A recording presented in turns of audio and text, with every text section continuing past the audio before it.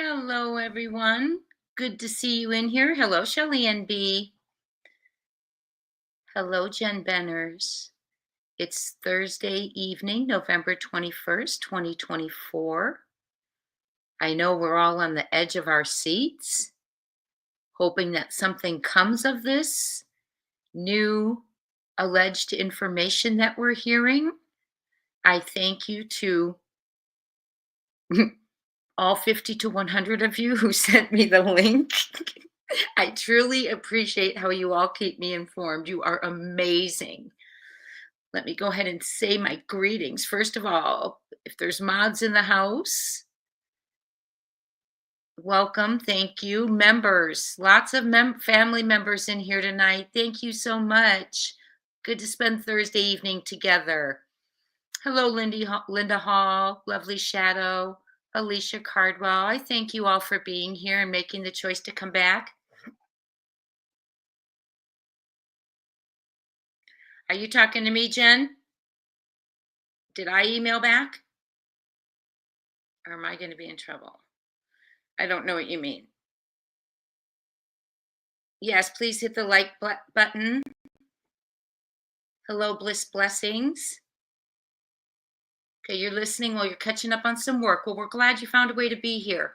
Your dogs look like my dog's Bliss Blessing. I have a white golden doodle, like with the teddy bear face, and then I have the apricot, that, the famous looking one. Yours look like mine from what I can see in the thumbnail. Binny Boo, hello. Bobby, good to see you. I hope they're good pics too.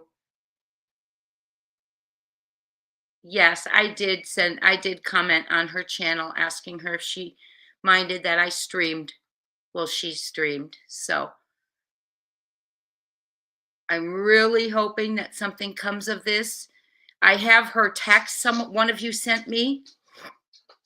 Jen Benners has to go kick some kids off the internet. Well, that was a few minutes ago. Kimberly Myers, hello. Cinderella, it's good to see you all again. Starlito, I'm liking being able to touch base with you all twice in a day. Adam Forever 21, hello. Nice to have you. Welcome in, everyone. Tina White. I'm getting ready for my question of the night while we wait. We did favorite holiday dishes. As a child, what was the favorite gift, your most favorite gift you remember receiving? It doesn't matter if it was a birthday, whatever holiday, we're all from different countries. Some of us are from different countries. What was your favorite gift that you remember getting as a child that just rocked your world? Like little child. We'll do teenager another time. This time like a little kid, not a teen yet. Mine was, I know. Do any of you remember the Chrissy doll? Or mine was either Chrissy doll or Baby Alive. Putting it in. I remember opening them. I remember the whole works. Playing. Let's see here. I am going to go ahead. Hi, Alicia Cardwell. I know I'm antsy too. Yes, I did text Nick and I sent him the link. Do we have to comment now or can we after this?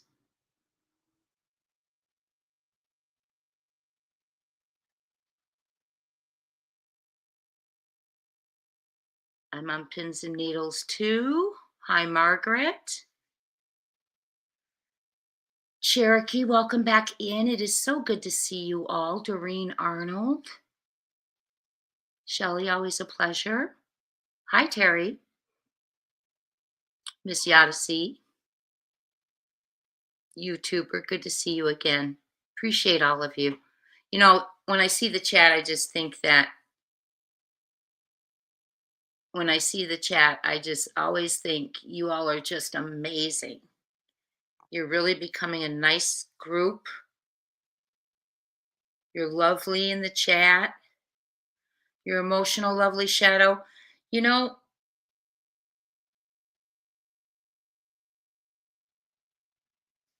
oh, Bobby Brutzman, I sent that to Dog weeks ago, and he responded to my tip about her, that there were a couple of things that jumped out about her messages that they were checking into. And they actually responded to me. I think I did a video or we were on live and I shared it. So they are well aware of her claims. I felt it was really important to send it just because you never know. I'd rather they check something out than me go, oh, well, that's nothing, right? So I did send it. We are here right now waiting, and I'm going to read you her message. A lady who claims to have been sent photographs that she called evidence regarding Sebastian. It is a neighbor of Sebastian's. We do not know what's coming, but I am going to read for you what she wrote. She is trying, she has never been live before until today. I can relate, you know I can. So she is trying to put it together. Lovely Shadows watching her channel. And I'm going to read you her message. In the meantime, for those of you who are trying to figure out why we're just sitting here waiting for something, one moment.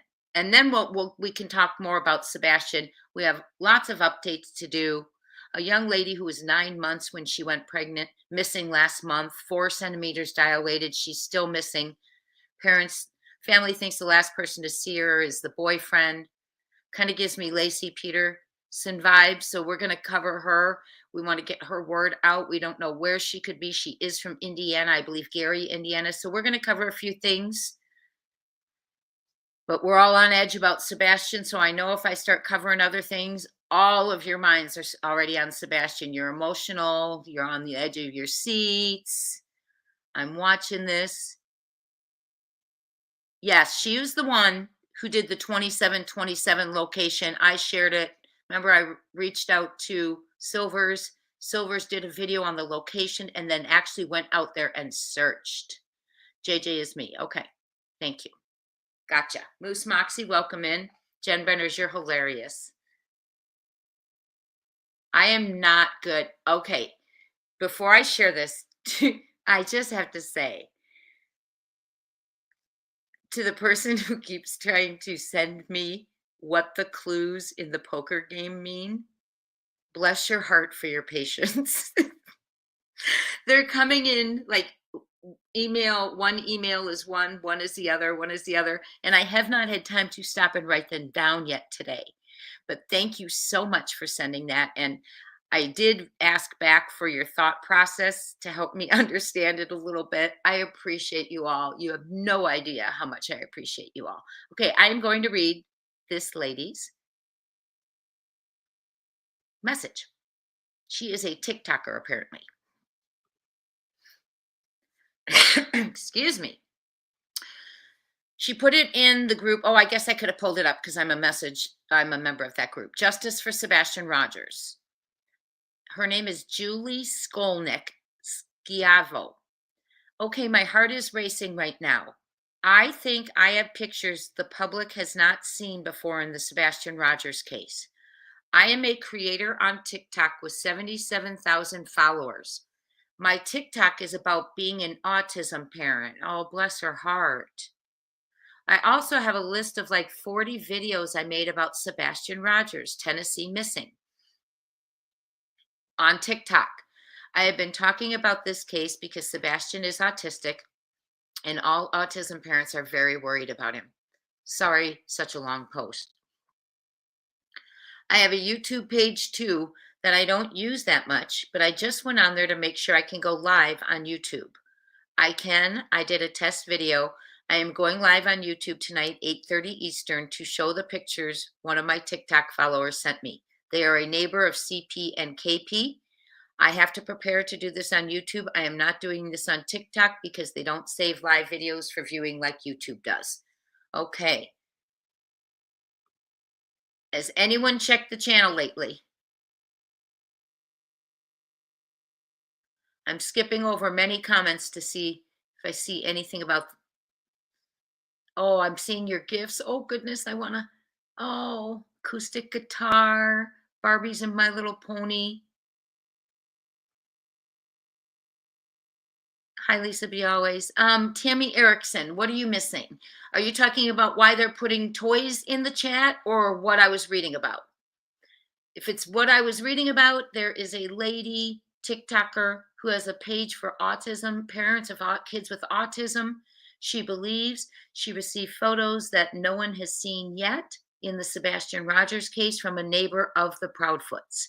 She is trying to put that together and go live. She should have been going live about 9 minutes ago. Hi, NHGG. Thank you. Welcome in. They are a really great group. And then the other thing is I try and do a question of the day.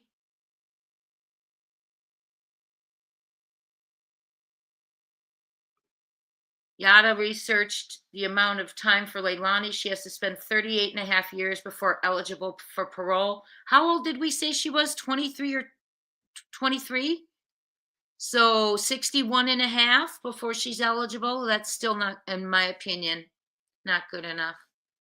I don't feel like she showed remorse for quitting, but remorse for herself, in my opinion.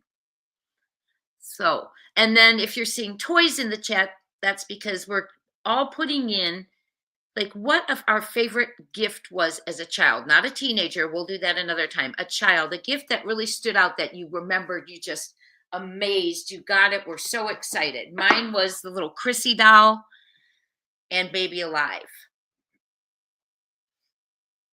And I remember what mine were as teenagers, so we'll share that one. And I'm seeing, let's check it out. Is she on yet?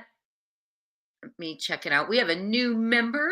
Welcome to the family, Gina Kane 1207. Please, friends, everyone in the family and everyone, welcome her. Hi, True Crime Junkie. Hello, everyone. Thank you for being here. Well, I think what we're going to do is I'm going to go ahead and talk about her YouTube channel. I'm going to go ahead and talk about yours was Baby Alive, Butterfly Kisses. Oh, she's live now? Okay, one moment. Do I have her channel up after all that? Hold on.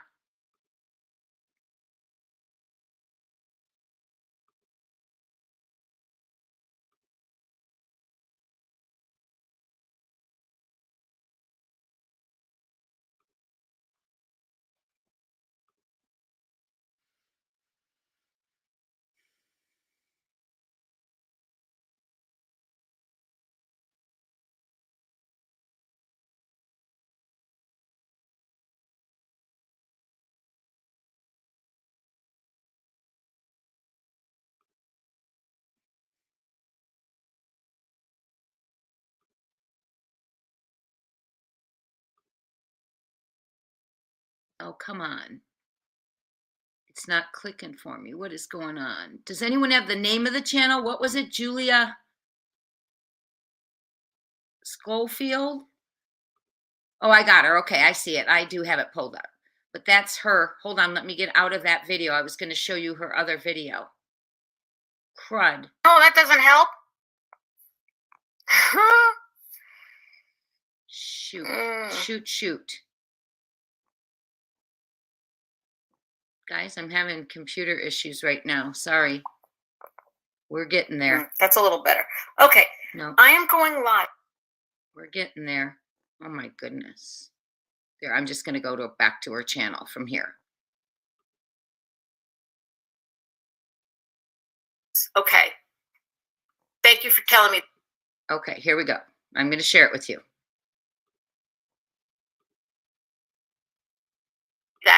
Thank you for telling me that, Nick. They lose their lives because if Seth is in the chat, let me say something to you. I don't know if you've ever seen my videos before, Seth, but I'm the parent of 2 autistic children. I have 77,000 followers on TikTok. I'm never on YouTube. Okay, you can tell by my inexperience here. I am your fellow. I'm going to cry. Is Seth in her chat?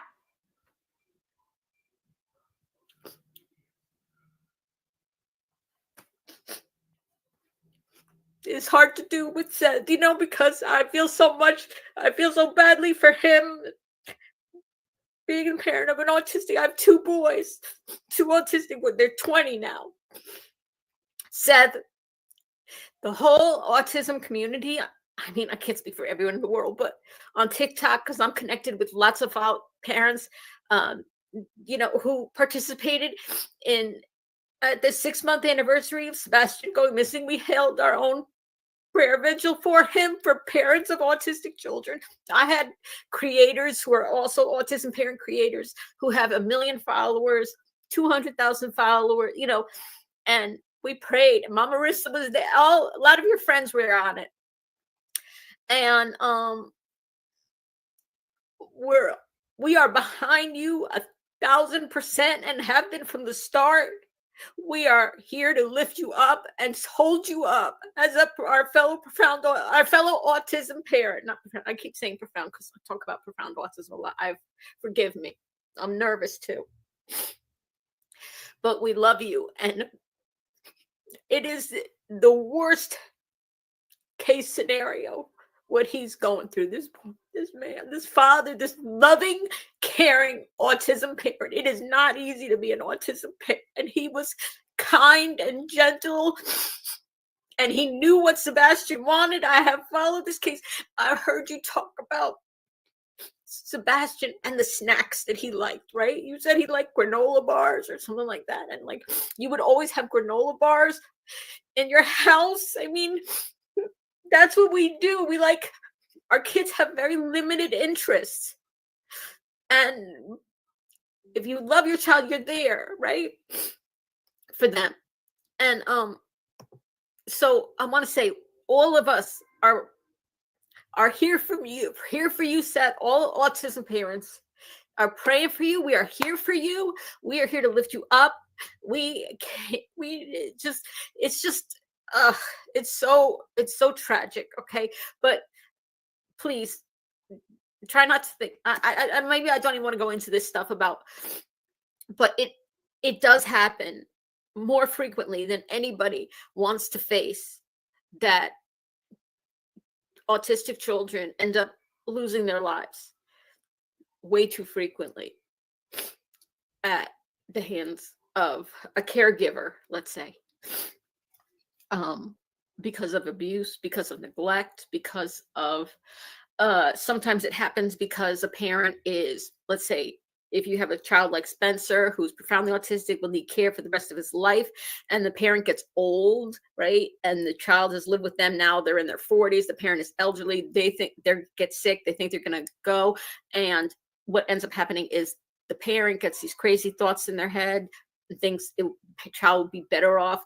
You know, they're not a child anymore. They're now in their 40s or something like that. And they think, you know, it's better they come with me. So they, you know, end up taking they want to die, but they don't want to leave the child, you know, or they know they're going to die. They don't want to leave their child. So they take that. It's tragic. It's tragic. It's really tragic. And it's because we don't have enough help or services or resources for autism families. Okay. Boom. I'm done with that part. So my interest in this case, Seth, is because I'm an autism parent and I'm a creator on TikTok where I talk about autism. So what happened?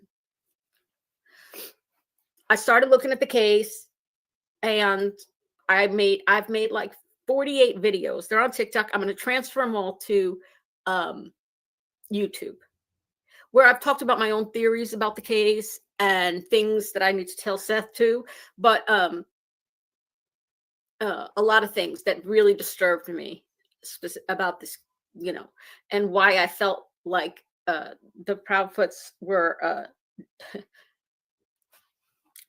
deceptive, in my opinion, to an extreme degree. The fact of the matter is that there couldn't be a worse type of step parent for Sebastian than a person like Chris Proudfoot, who would have no tolerance, who would think that he could discipline the autism out of Sebastian.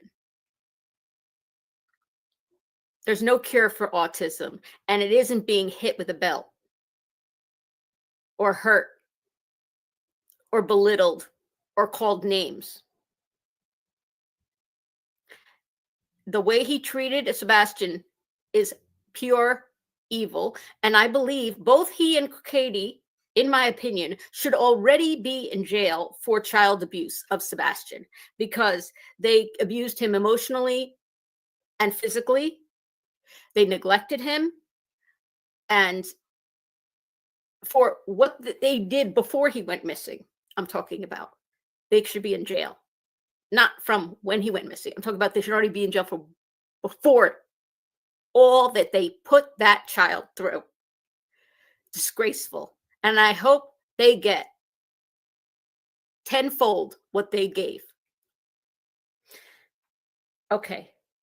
So my followers on TikTok know how I feel, obviously. I'm very straightforward about it.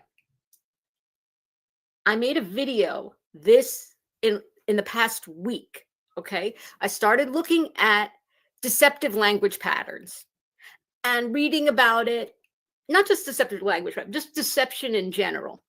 And I continue to make videos about Sebastian because it's important to keep his name alive. It's important to keep his case alive. We are not, Seth, let me tell you, if you're still here, I made a promise on my TikTok page. You can go back to one of my first videos. And I said, once I found out what's going on, I said, I will never, ever stop making videos about Sebastian until he is found, period.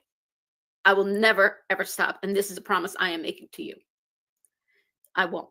I will not let his name die. And let me tell you something. If you can't tell already, you don't want to mess with me. And I don't say things I don't mean. Ask Mama Marissa. Okay. So this past week, I made 3 videos about the Proudfoots on Nancy Grace show. I went back and I think I put 2 of the 3 up so far. You can go back and see where I literally sliced up as if I was editing.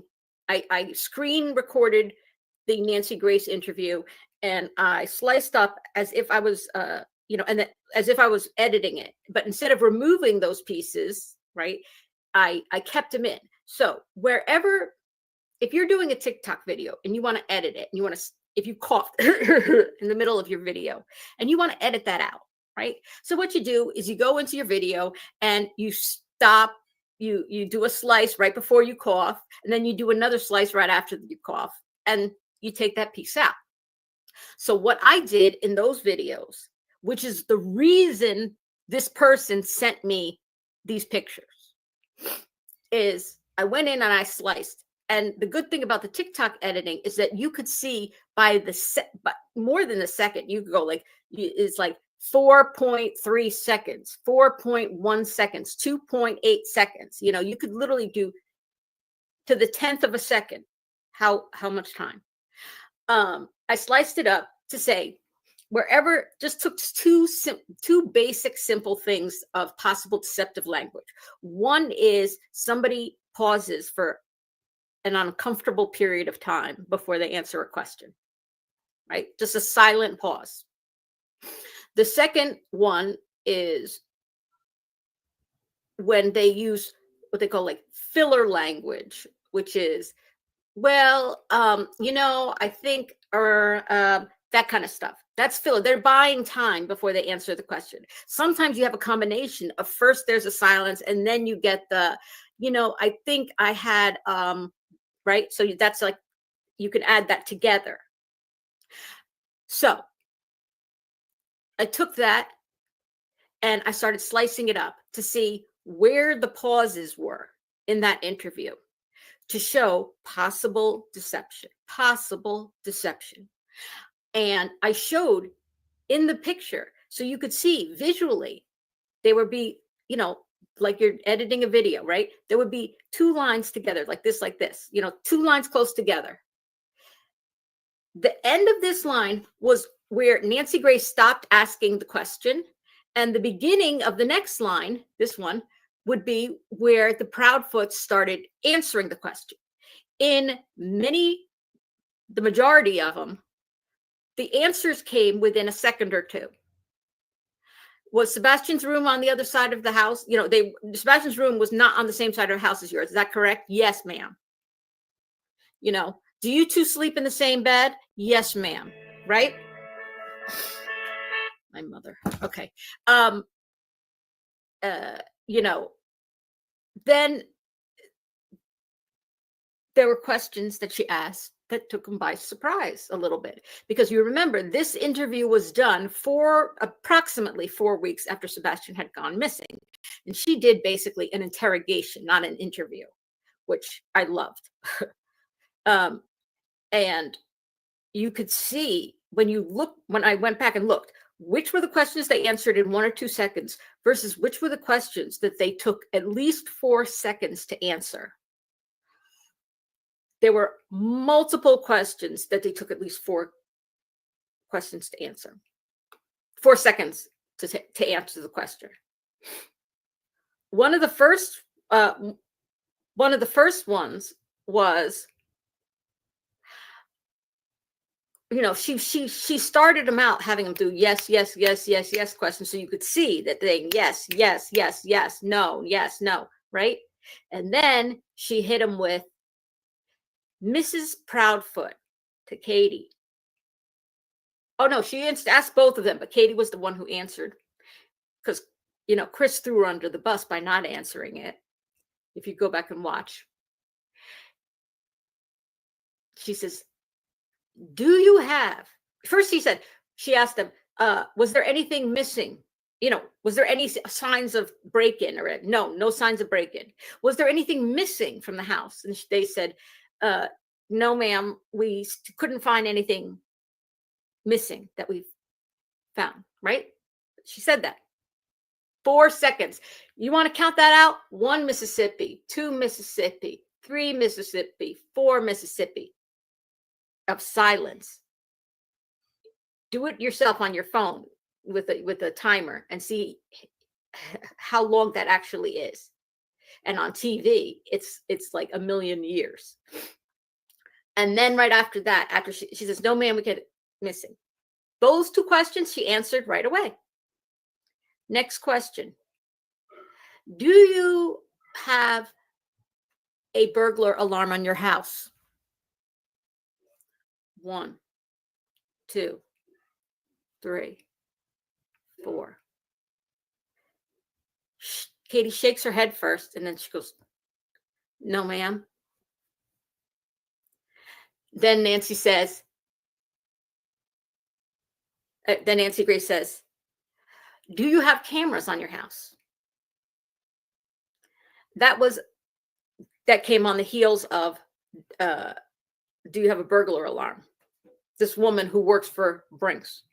That was like 3 seconds or 3.5 seconds, something like that. 2. Do you have any cameras on your house? No, ma'am. No, ma'am. No cameras on your house.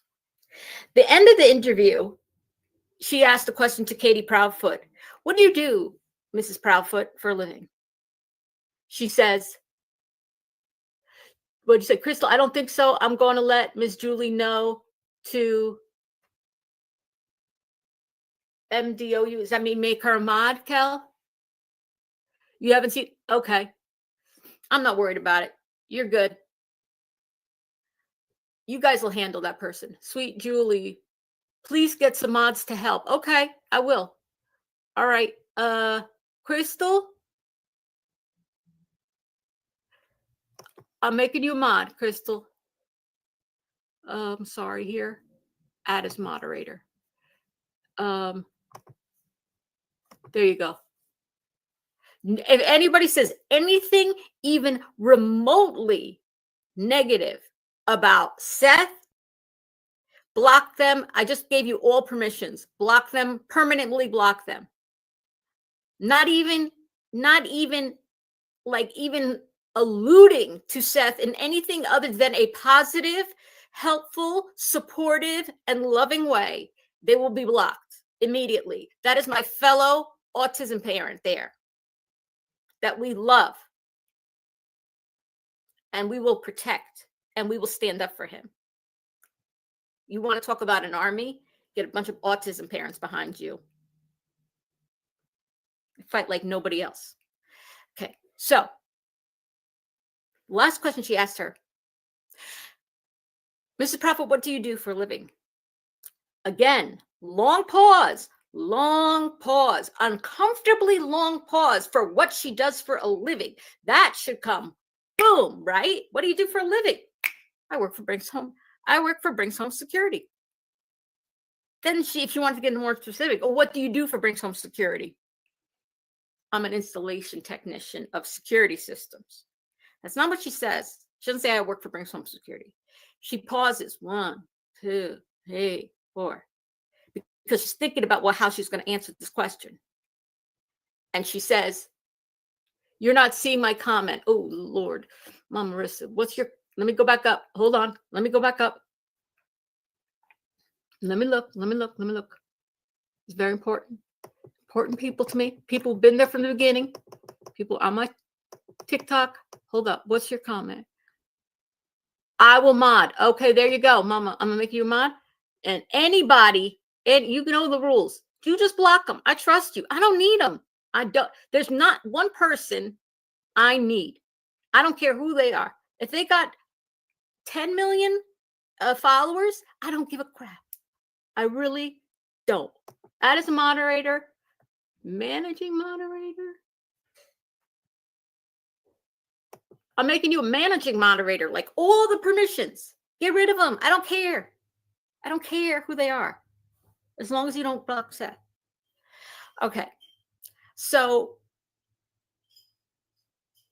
she says, Katie answers, I'm an installation technician. Nancy Grace says, I see. She didn't go further. You know, you could be installation technician of a lot of things. Cable TV. I don't know. Anything. You could be doing stuff for IKEA furniture, for, God's sakes. Who knows? So I make that video, and I make a couple other videos talking about that. I think they're full of it when they say, we don't have a burglar alarm and we don't have security cameras, right? Not plausible.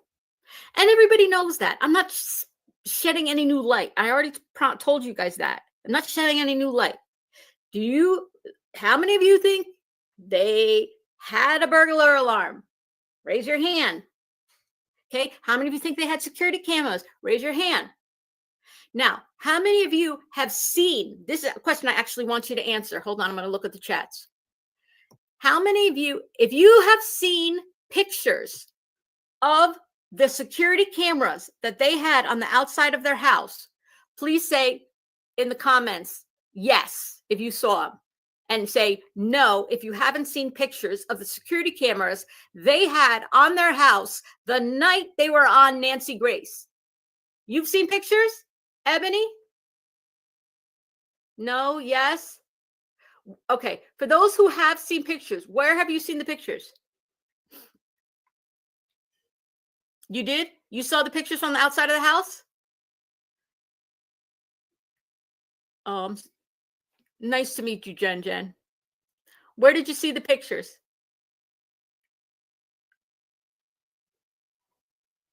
No pics? Hindsight, have you seen the pictures of the security cameras? I think that's what law enforcement was looking for in the landfill. Of course they did, but Jazz says you saw the picture by a camera by the garage, okay? No, the house, their house in Hendersonville, in the subdivision. It was, most of them had them by now. I know, but where did you see the pictures of YouTube, maybe Justin's channel? Only on Dolly's. I don't remember where Dolly Vision had it on their videos. Anybody else? So tell me, because I'll go look right after. When they bought the house, there was ADT systems on the house per Zillow. Okay. But you saw pictures of it? Never seen cameras. Okay. So this is what happened. One of my followers, who is an autism parent, is the sibling of the Proudfoot's neighbor, close by neighbor, close by sibling. So whenever you think they don't care about autistic children, like I'm sure Chris never thought people would care about this autistic child, Sebastian. They didn't think the world would care about an autistic child. Like, who's going to care about Sebastian, this autistic child? Because nobody cares about autistic kids, right? They're not worth any. Our kids aren't worth anything. Well, before you ever say something, think like that. Just remember, even if a person doesn't have an autistic child, they might have a family member with an autistic child. They might work with autistic children. And those people would not like what they hear about how Chris Proudfoot treated Sebastian, right? How do I find me on TikTok? It's my same. Oh, I'm Julie Skolnick, SKOLNIK 739.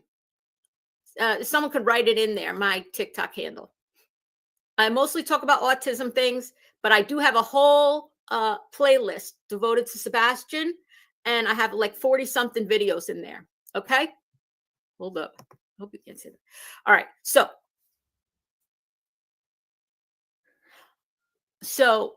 their neighbor does not like them. Okay, bottom line,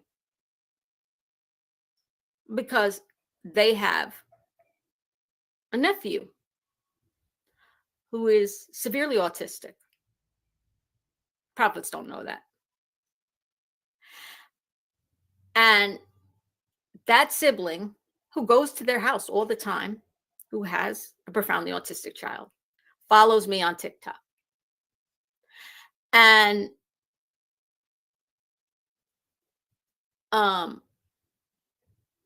saw my videos about the Nancy Grace interview and about the cameras, them saying they don't have cameras or a burglar alarm. And what happened was she called her sibling the night that they were on Nancy Grace. Said, "Are you watching Nancy Grace?" They said, "Yes." Thank you, Mom Marissa. Julie Skolnick 739 is one word. And they said, "You're watching Nancy Grace?" And they said, "Yes." She goes, "Do you hear them say they don't have cameras?" And they said, "Yes." And they were pissed because they know they had cameras. So the next morning, so I'm telling you when these pictures were taken. They were so mad. They went out and they took pictures of all their security cameras. Now, did they do it on their house? No. They didn't go on their property. They were in the car and they were invited on a neighbor's property. Good. And at first, he refused to even answer questions on whether they had cameras. Well, I'm going to tell you right now, I got 5 pictures. I'm going to show you 2 pictures tonight. Does anybody want to take a guess how many cameras that my friend, my follower, was able to take pictures of the morning after Nancy Grace's show? 6, 8. Well, I don't know how many they had actually, but I know how many pictures I have of the cameras. I have 4 cameras, pictures of 4 cameras. 4 cameras. And I'm going to show you tonight a picture of the house so you could see basically where the first 2 cameras, which are close together, are. And what I want you to pay attention to, because they took the picture from the outside, they also zoomed in on the cameras. And what my friend told me is that they look dirty. They weren't brand spanking new, like they're by a gutter. and the gutter looked kind of dirty. I mean, look, they're gutters, they're dirty, right? And the cameras look like, you know, they're in wind and dirt and everything. After he went missing, right? Well, did they get those cameras in the first 4 weeks after he went missing? Because if they had installed those cameras in the first 4 weeks after he went missing, when the person took the pictures, would they look dirty like that already? And since everybody was prowling around and taking pictures and watching every single thing, the media was out there the first 4 weeks. I mean, the first 4 weeks, everybody was watching that house. If they had people pull up and installing these cameras high up on, you know, on the roof line and stuff like that with ladders, I think somebody would have gotten a picture of people doing that. Somebody would have noticed, the neighbors would have noticed them doing that, installing new cameras in the first 4 weeks. And if they did, let's say they did it in the middle of the night, I mean, they might look in a little bit, you know, more brand new condition. So now I'm going to try to share my screen to show you these pictures. Okay. So everybody who was impatient, I'm very sorry. I apologize. Thank you for hanging with me, but it was important because what's going to happen after this is there's going to be people on here, creators, who are going to show this video and dissect every single thing I said. Well, she said they took it the day after, and really the day after it was like this and it wasn't like that. Okay. That's what my friend told me. She said it was the day after. That's what she told me, that it was that. And the reason they sent it, the reason she sent it to me now was because watching my video, which you could see was on TikTok this week, my video in the last week, let's say last 7 days, about them on Nancy Grace was triggering for her. You know, understand the term triggering? It reminded her how angry she was when she watched them on Nancy Grace the first time lying about their cameras. And so she sent them to me. She knew I'd been talking about them. And for whatever reason, you know, it is what it is. She felt connection to me because I'm an autism parent. Okay. So the reason I'm only showing 2 of the 5 pictures I have right now and only showing 2 of the 4 cameras I have pictures of is because I'm doing this for the first time. And who knows what's going to come back and bite me in the bottom, okay, tomorrow after this. I mean, who's know what's going to happen. So let me just roll this out a little bit, you know, not the whole thing. Let me show you the 2. And if everything goes well, law enforcement, I checked with TB. Okay, let me just say this. I personally, she told me law enforcement has these pictures. Nonetheless, today, because I knew I was going to go live, I called TBI myself. I said what I had. I told them exactly what I had, how they came to me, when they were taken. And I said, I asked them, I assume you guys, these are on the exterior of the house. Okay. So you guys were, the thing is that 2 of these, you really you can't see this unless you're kind of like real close and then you zoom up. Thank you, Remy Stuff. Thank you, Remy Stuff. I appreciate that comment. All right. So that's why I said, I told TBI, I said, listen, these are pictures of cameras on the exterior of the house. Does law enforcement have pictures of the cameras that they had on the exterior of the house in the first 4 weeks that he was missing? Yes, they do. Okay. It's not a shocker that they have this. Yeah. It's not a shocker that they have it because it's on the outside of the house. I'm sure tomorrow you guys, and believe me, I want you to go see if they're still there because these pictures were taken right after Nancy Grace. Maybe they've been removed. I have no idea. She didn't say anything about that. She just told me when they were she just told me when they were taken and why they were taken then, because they were pissed about them saying they didn't have cameras. Okay.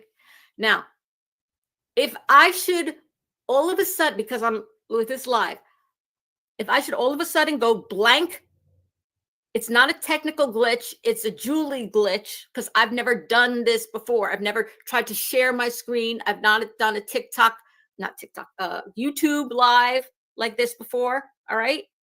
So if I somehow cut us off, do not panic. I will restart the live when I get it up. Okay. When I get the pictures on there. Please just show them. Natalie, boom. Guess what? You're not going to see those pictures tonight. Remove. Wait, do I remove the person? Someone kick off Natalie for saying that. I don't want just her message deleted. I don't want Natalie to see the pictures. I don't like snarky things. Did I not make that clear? Don't hassle me. I am not one of your nicey nice creator YouTubers. Let me tell you something. Don't mess with me. Don't ask me why you shouldn't mess with me. Just don't mess with me. Don't piss me off, because you know what? Not only do I have a short fuse, and I'm from New Jersey. That's part of my personality.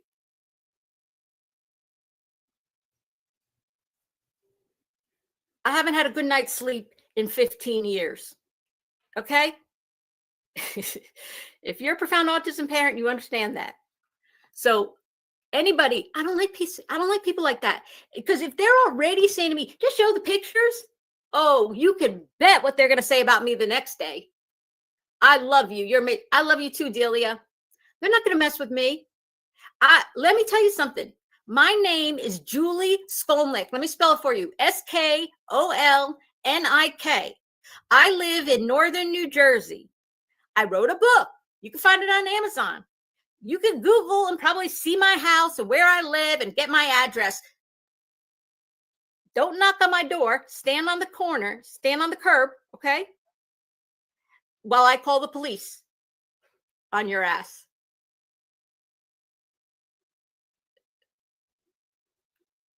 I'm serious. I don't hide who I am. I don't lie. I don't pretend I'm somebody I'm not. I am who I am.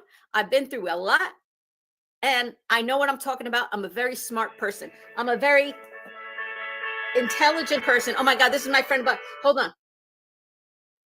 Hey, listen to me.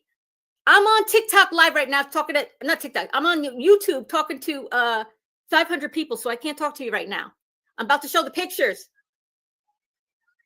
Okay, but I'm telling them, because right now, if you guys don't follow, can I give you a plug? Okay, this is my friend.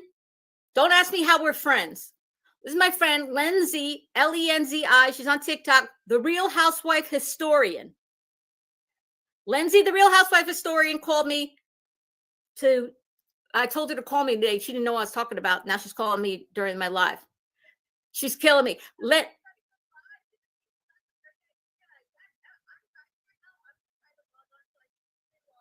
Okay. I will call you when you're done. If you please hold on. Let me put you on speaker so you can say hi, everybody. All right. Tell them that some people are listen to what happened already. People were being snarky in my comments going, just show your pictures already. Stop talking. And I said, listen, you're blocked. If you're being snarky already, who knows what you're going to say about me tomorrow? God knows. So I said, I don't tolerate this kind of stuff. Lindsay, they don't know me on YouTube. Can you please just vouch for me? How many followers? You got at least 50,000. Go ahead. Tell them who I am. Listen, Julie is a badass. Like, I loved you the moment that you told me you put that sign in your yard about the politician when you were trying to pass the respite bill. That's right. I got a law changed. I got a law passed in New Jersey. Not just any law. A law that helps autistic kids and their families that came with $100 million. $100 million over the next 5 years. Okay? Yes. You try to do that. Took me 7 years. All right. Thank you. I'm badass. Don't play. Jersey girl right here. You know about those Jersey housewives. They're mean. Stop treating us all of your followers on TikTok a community for parents. That's right. Everyone's like learning. Like I see so many comments from people that are like, Julie, you taught me so much how to handle a situation. Like Thank you. You're helping people and creating a safe environment. I appreciate it. I love you. I'll call you later. Everyone follow Lindsay, the Real Housewife Historian. She's the best reporter on Bravo shows. Okay, talk to you later. Love you. Okay, bye. That's funny that she called me during this because she's a blogger about like, you know, Bravo stuff. And she's a cool chick and she's awesome. And what she said is that the reason I block so many people is because I want on my TikTok page, I really monitor everything. And I want to keep my page a safe space for autism parents to be able to talk about their lives without feeling judged, harassed, you know, belittled, made fun of, you know, get nasty comments. So that's how I do things. If you're nasty, you're gone because I don't have time for nasty. I don't have time for people this. I know I'm repeating myself here, but I just want to make sure you guys understand and send the message to everybody else. If you don't like Julie, do not go on her page and say nasty things, okay? Because you might get it up on the page for about 5 seconds before you're vanished. You're going to have to make a whole nother account to come back on. And that's a big pain. So just, if you want to stay being a voyeur and don't like me, go ahead. But don't open your trap. Okay. But okay, I'm really not that mean. I'm actually a very nice person, a very kind person. All right. I kind of want CP to call in, Julie. No, you don't. No, you don't. I don't know. Honestly, listen, this man should be in jail. He should be under the jail, in my opinion. He should be under the jail right now. I don't want to talk to him. There's a lot of things I want to do with Chris Proudfoot. Talking to him is not one of them. Okay, so if I blank out here, please, no, I will restart the live. All right, here we go. If I show you a picture of my husband accidentally, you know, he doesn't do anything wrong. My husband's name is Al. He's a wonderful man. All right, you're an autistic parent too, Punky. Love your name. Oh, yay, Lindsay, you're here. Everyone see the Housewife Historian right here? Follow her. She's the best. Love you. All right, folks, just need to be kind, considerate, helpful. Evilness, these little characters, popular, right? Exactly. They're talking about an autistic child here. Lord. You could take a minute to hear about autistic children and learn something. Not you personally. You're here for good reasons. All of you are good people. I'm an autism aunt of Spencer. Oh, you're an aunt of the. Oh my God, I was thinking of Spencer because Spencer has aunties. That Spencer is my profoundly autistic son who's 20, and he's absolutely adorable. And if you follow me on TikTok, you'll see tons of videos of Spencer, who is just the best. And thank you for auntie autism. Aunties are the best. All right, here we go. I'm pressing share screen, and I hope I pull up the right picture. What I'm trying to do is show the picture of the house first, and then show the picture, the close-up of the camera second, so you could see oriented where it is. But probably what's going to happen is I'm going to do it in reverse order, not what I want to do, but whatever. All right, share screen. So share entire screen. Share window. Let's try window. Now you got to tell me if I'm sharing. Oh,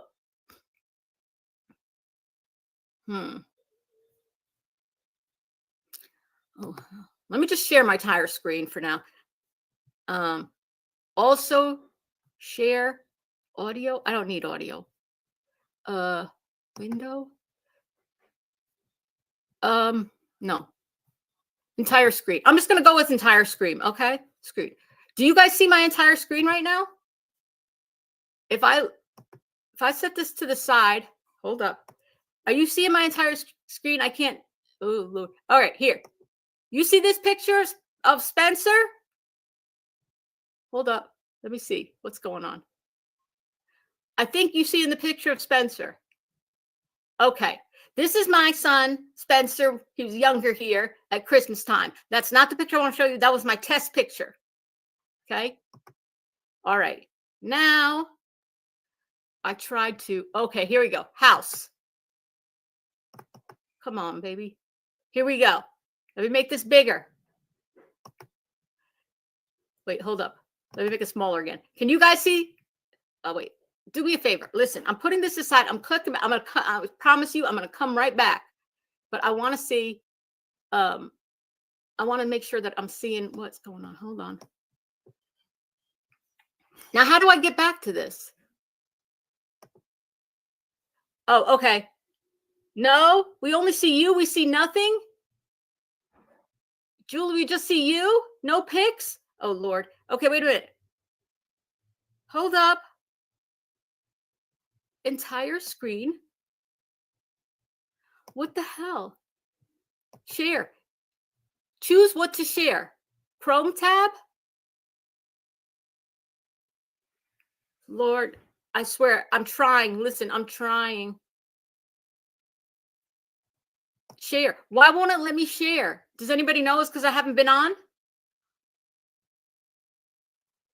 Only you on Live Hunt. I know. Listen.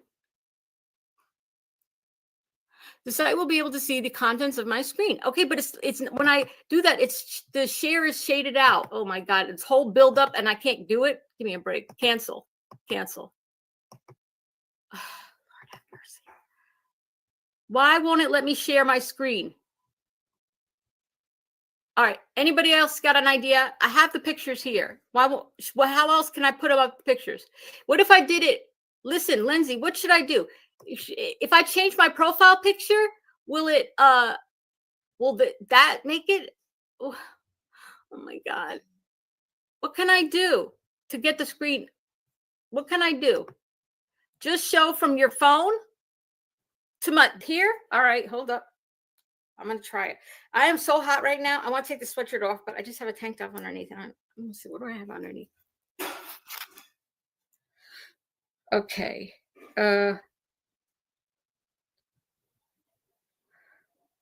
No. Close. Lord. Close. All right, hold up. I'm sorry I'm doing it this way. By tomorrow, I'll have it right. But I didn't have time to get. Okay, let me show you my phone real quick.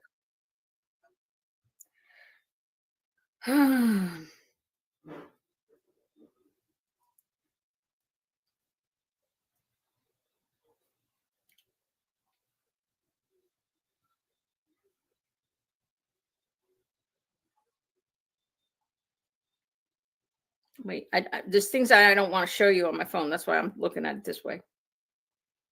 Give me a second.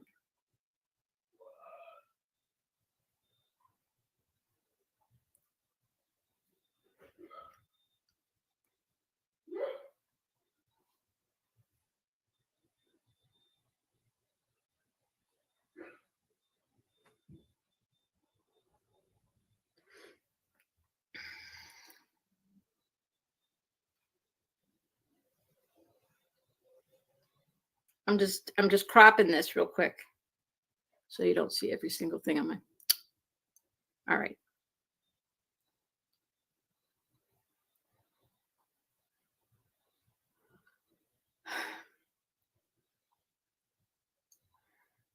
Okay. Gallery messages. Okay, here we go. All right. Wait. This is really bad. All right. Listen. We're going to figure out how to do this better if you guys stay with me on the. Wait a minute. Lord help me. All right. That's terrible. That's a terrible picture. This is not going to be any good. All right. What I'm going to show you here. Look. Wait. There, you see. Wait a second. You see on one side of the house is the garage, right? You've seen that before. You see the door there. You see the mailbox. And then you see the right side of the house where if you were standing on the street facing the house, it would be on the right side of the house. So if you're looking at the porch, we're looking at the top right corner of the house under where the gutter would be, basically. Okay? You got it? It will tell you how to share what? Mr. E gave directions. How so can you have Mr. E's comments? Well, hold on. I'm going to try it. Let me try it. Hold up. But I'm wondering if they're not letting me share pictures because I don't have enough followers. Is that the problem? Could that be it? Hold up. Where's Mr. E's comment?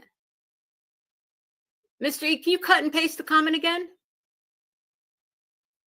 Down the bottom? That's not the problem. Can you just cut and paste the comment on how to do it again? While I just get the other picture?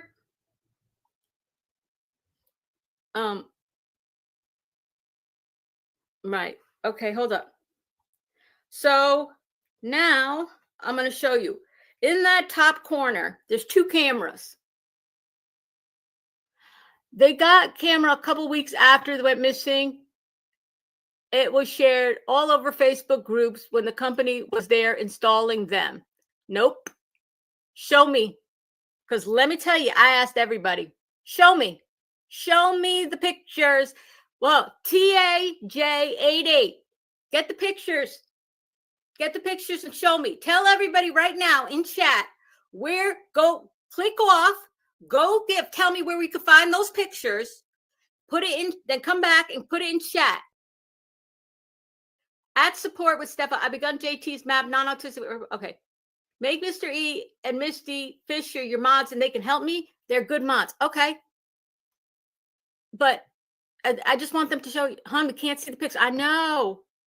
I'm trying. You have to be on StreamYard to share. What's StreamYard? Picture, Mr. E.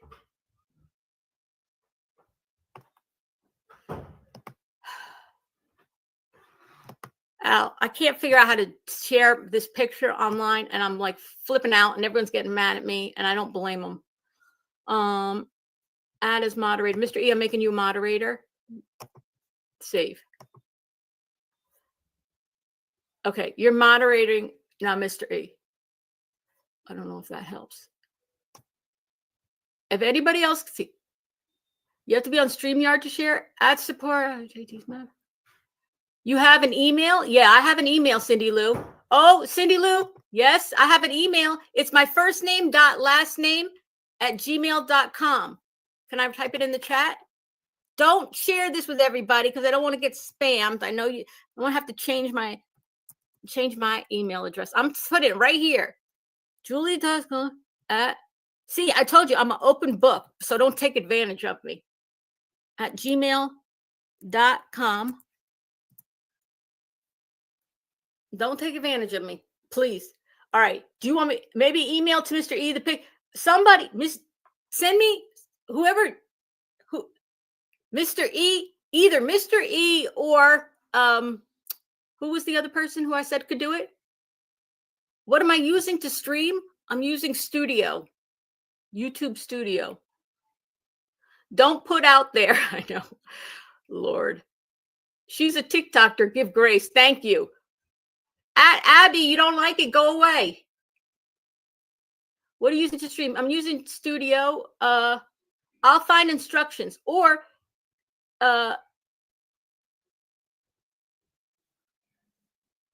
you can email the picture to Mr. E and bring him on the panel. That's a good idea. How do I do panel? Let me see. How do I make a panel? My goodness. Please give me grace, everybody. I really am sorry. I really am. You know, pop out dashboard. Here we go. What we got here? Menu, refresh page, switch count. I don't want to do any of this. Oh, Lord. Community timestamp, pop out chat.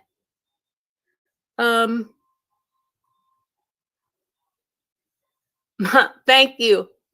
Enjoying life. Enjoying life. You're cute. You're enjoying life.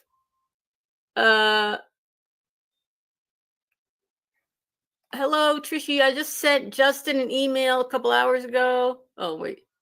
You're fine. YouTube is a lot different than TikTok. I know. You're fine. YouTube. Okay. Learning a lot if I ever go live. Don't think I will now. Ha, ha, ha. Kloops. That's not funny to me. That doesn't seem like a supportive comment to me. That seems like a snarky comment. I don't know. Let's vote. Should we kick out, what's her name? Kloops. Now I won't after seeing Julie. Thank you, Misty. I'm a TikToker. I'm trying to help you. They didn't send these pictures to you. They sent them to me because I'm a nice person. In the thick of it, you might have to wait a day. How about end this stream, set up a sardine account? Oh, Lord. Call Mr. E. We could join. No, I don't want to. All right. You got this. What browser are you using? Chrome.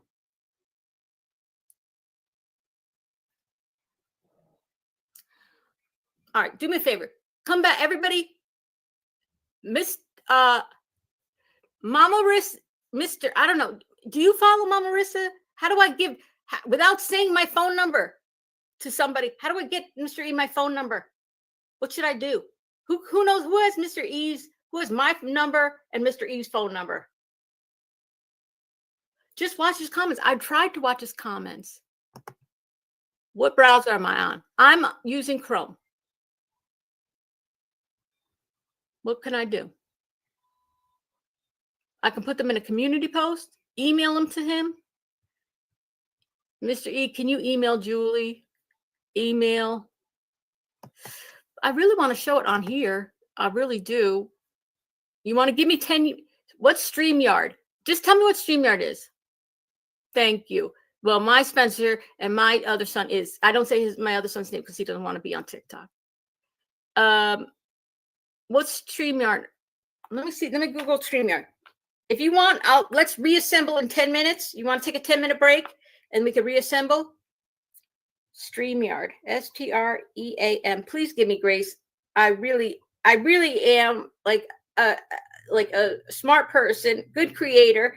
I don't do YouTube, but I will figure it out. Okay. StreamYard. Create your account. Podcasting. Easy way to live stream. Pricing. How much does it cost? Is it free?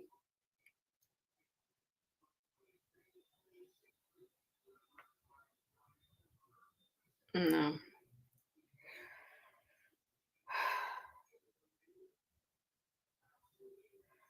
Oh, okay. Here we go. StreamYard. All right, let's do this. Nothing in life is free. That's true.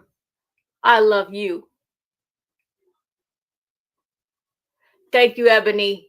You'll figure it out. I'm smart. I really am. I tried. I had these pictures right away. Maybe I went too fast, promising it the same day. I was looking at them. I learned my lesson. But I'm gonna show it to you.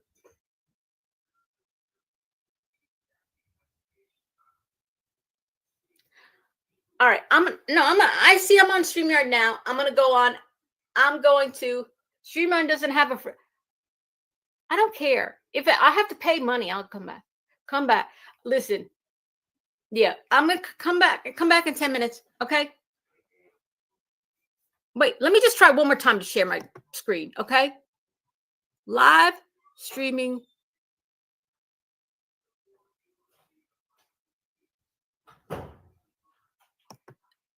Oh, wait. What is this security checkup? I don't know what this is. Can you see this? Do you see this as a security checkup? Oh. I just showed you security checkup.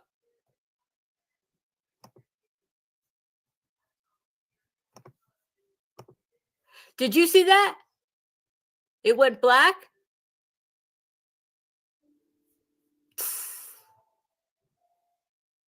Stop sharing. It went black. All right, you see me, but all right, hold up. Entire screen. I figured it out. Hold up. Do you see this? Are you seeing this? Box in box? Woo! Yes. I told you I would come through for you. I hope. All right. Now say another prayer. All right. Listen, because I'm going to go here. I'm going to click over here and try to get to my, hold up 1 second. If I lower this, if I cut us off, I'll come right back on. Okay. Because I'm going to lower this. Or maybe I could just push it to the side. Hold up. All right. Here.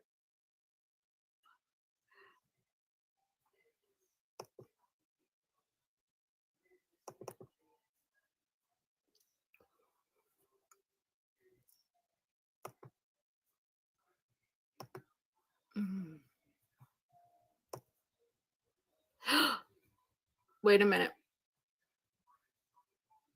Are you seeing the house?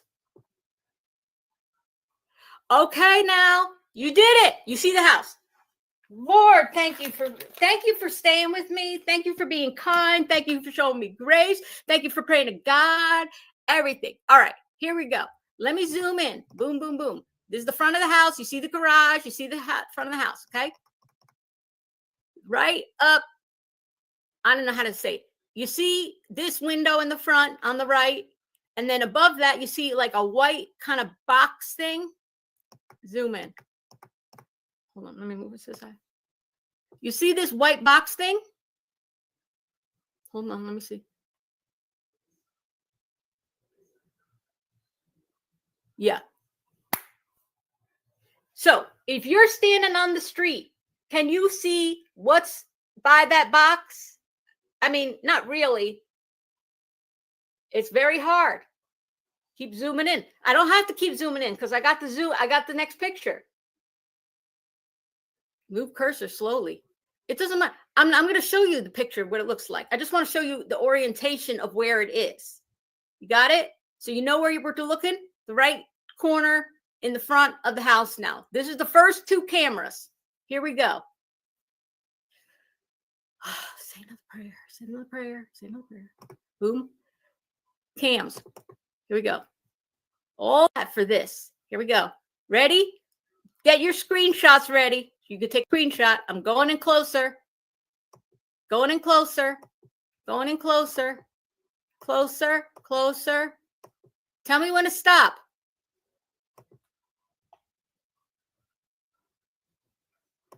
You see them? You see them? There's two. One, I don't know. Can you see my cursor? This one, this, and this one. It looks like holes. You know, it looks like it's coming out of the thing. There's the what's it called? The gutter, not the gutter. The thing the water comes down. What is that called? Now, let me go even closer because I want you to tell me. She got it. If you could see, when I look at it, I can see echoing? grime and stuff like that. Now look under here. Hold up. Give me a second. Give me a second. Look at her go. Let's look underneath. Now you could tell the difference. Oh, yeah. Here is on the right is a light, right? That's a light. Boom. That's not the right. It looks like what are they called? Like a bell kind of light.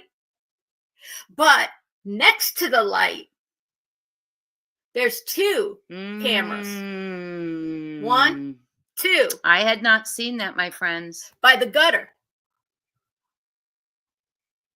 Nobody, you can't see it. Rain spout. Thank you, Trisha. Rain spout. I have next to not that rain spout. seen There's that. 2 cameras there. Those are the first 2 I'm going to show you. Okay, Jaybird. This picture was taken right after, not in the nighttime, but the day after the Proudfoots appeared on the Nancy Grace show. So and March the reason 26th. they took the pictures of these cameras along with 2 others that I'm going to show you, not tonight, because like I said, Why? let's see how everybody reacts to these 2. Oh, come on. Before we show the other ones. There's also light bulbs out there, camera. So they said that what happened was, for somebody who's joining late, the person who the person who sent this to me saw my video I made this week about Proudfoot's being on Nancy Grace show, and how what I thought they had deceptive language, deceptive speech patterns when they waited 4 seconds, 4 long ass seconds to say yes ma'am to not yes ma'am, no ma'am, sorry, no ma'am to it's only one camera. You think so? Only one camera? I said 2 cameras. This you gotta look in. Hold on. Well, you guys can debate it because the person told me these are 2 cameras. They told me these are 2 cameras, and this one might look weird because she said one is kind of turned one way and one is turned a different way. So they're not facing the same way. And the person that they was watching it, okay, this is their neighbor. The neighbor, I'll get even closer if you want me to. Hold up, let me move down here. The neighbor, can you see that dirt on top of there? Look over here. That's dirt. That's dirt. Look at that. That's dirt. Sorry. You can see where it's really white over here. And then you see by the camera where it kind of sticks out. It's darker. Everybody look. Look. Do you see my cursor? Can someone say, yes, I see your cursor? Yes. Okay. So you see this, my little hand here? You see how that's like kind of white, right? See where this hand here is? That's kind of white. But then look right above the camera because that kind of sticks out, right? That might catch some dirt. That looks like dirt. It looks like 2 different colors. That looks dirty. That looks cleaner. No? You see the dirt. That's what I said. I see the dirt. It's dirt over the camera. She said the lens looked dirty to her. You know, listen, I'm talking to her. So if you got questions you want me to ask her, just tell me what you want me to ask and I will ask her.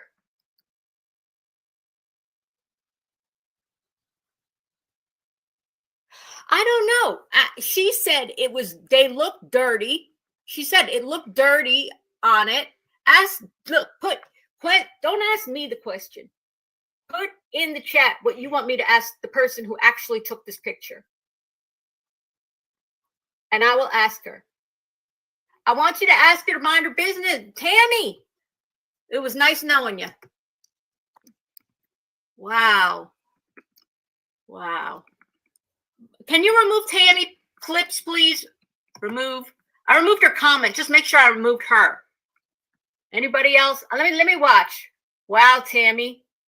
It's okay. I'm a very sensitive person. Please tread lightly. Look at where the light bulb is not connected. Ooh, I'm sorry. I went on.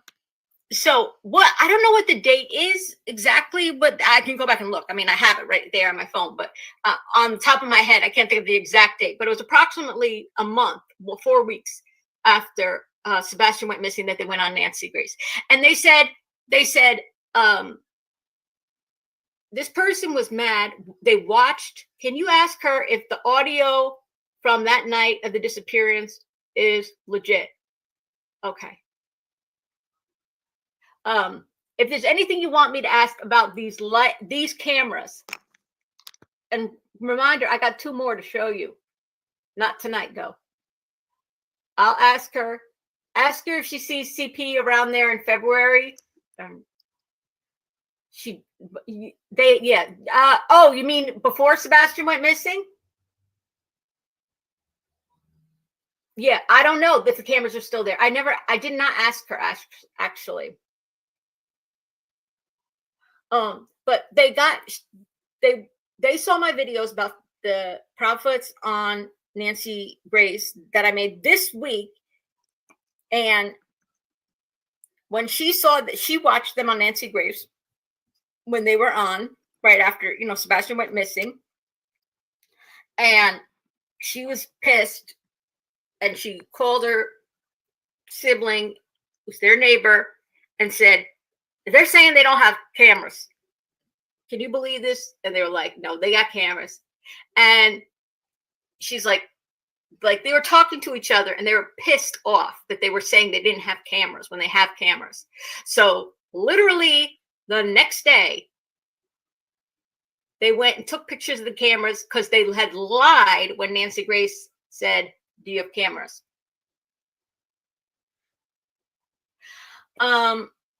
Yeah, maybe one is old. She said these are both cameras. That's what she said. Listen, I didn't take the pictures. I wasn't there, but I'm doing my best. I'm trying to share. So do you want me to do anything? Like go any further? Let me go further back. All right. Let me zoom out again. Zooming out, zooming out, zooming out. Okay. Just so you guys could see. All right. So this is why I got it zoomed out. See, boom, boom, boom. Right. Gutter, corner of the house, gutter. There's a light. I'm going in. I'm going closer.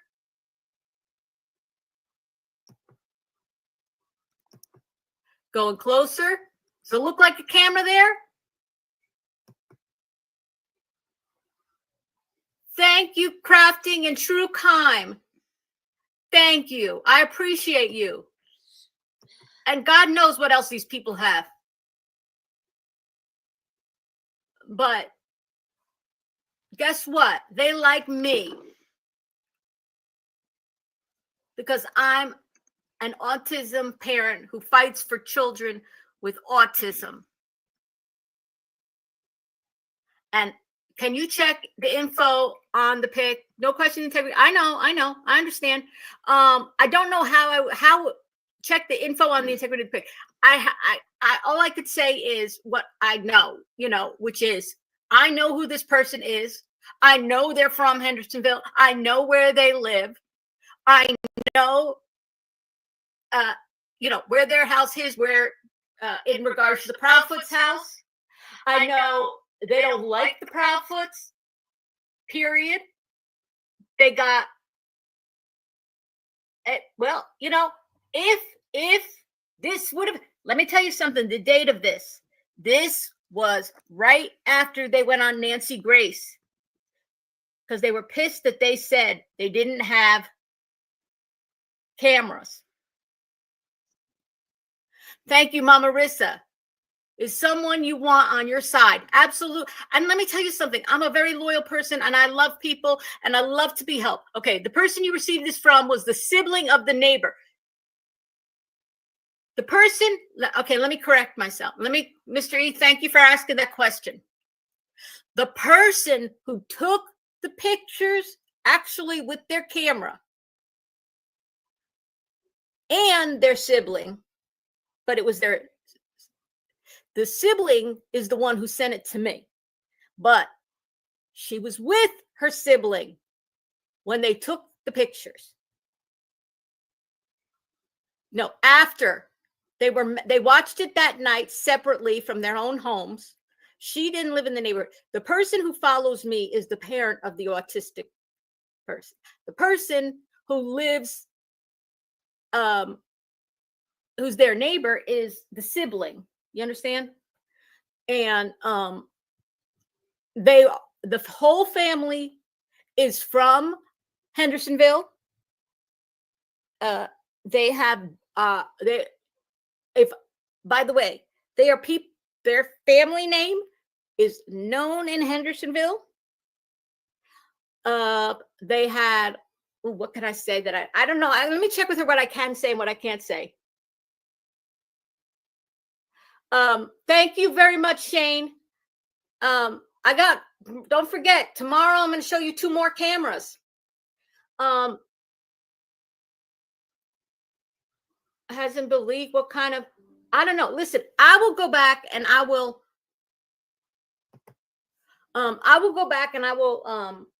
ask more questions. Literally, I got this late last night. All right. I saw him. I didn't really look at him. But then I looked at him again and went through the whole thing this morning. Okay. Last night was a busy night for me. This morning, I was like this. I called her early in the morning and she was going to work. And so I got out a few questions. I said, let's talk. Okay. Does Marie, has this been sent to Dog the Bounty Hunter? This is what my friend told me. She said she sent this, or she tried to contact regarding these pictures lots of people. She didn't say specifically, but all different creators on YouTube, not YouTube, on well, I don't know. She said like all these people who were reporting about it, she tried to get in contact with anyone. And yes, she did call the tip line. Nobody got back to her. Nobody got back to her. Nobody from anywhere, law enforcement, anything got back to her. I don't know if law enforcement, but definitely nobody with the tip line, let's put it that way, did get back to her. And she tried to send it to different creators.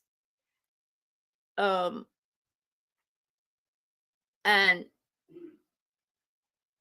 nobody was, I guess, you don't.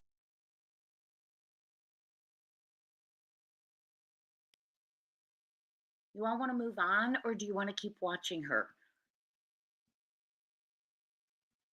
If you want to move on to the other stories we were going to cover, please put a 1. If you want to stay on this, a 2. I'll give you a minute and we'll go by majority. 1 is to move on. Yes, you all have been asking and emailing and saying you'd really love, okay, we're going to move on.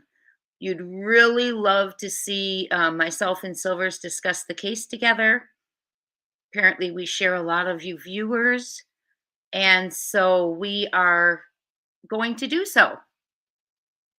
Thank you so much. That's very kind of you all. Okay, well, we are going to go ahead and move on, and I will definitely go in the comments and thank her for what she did tonight.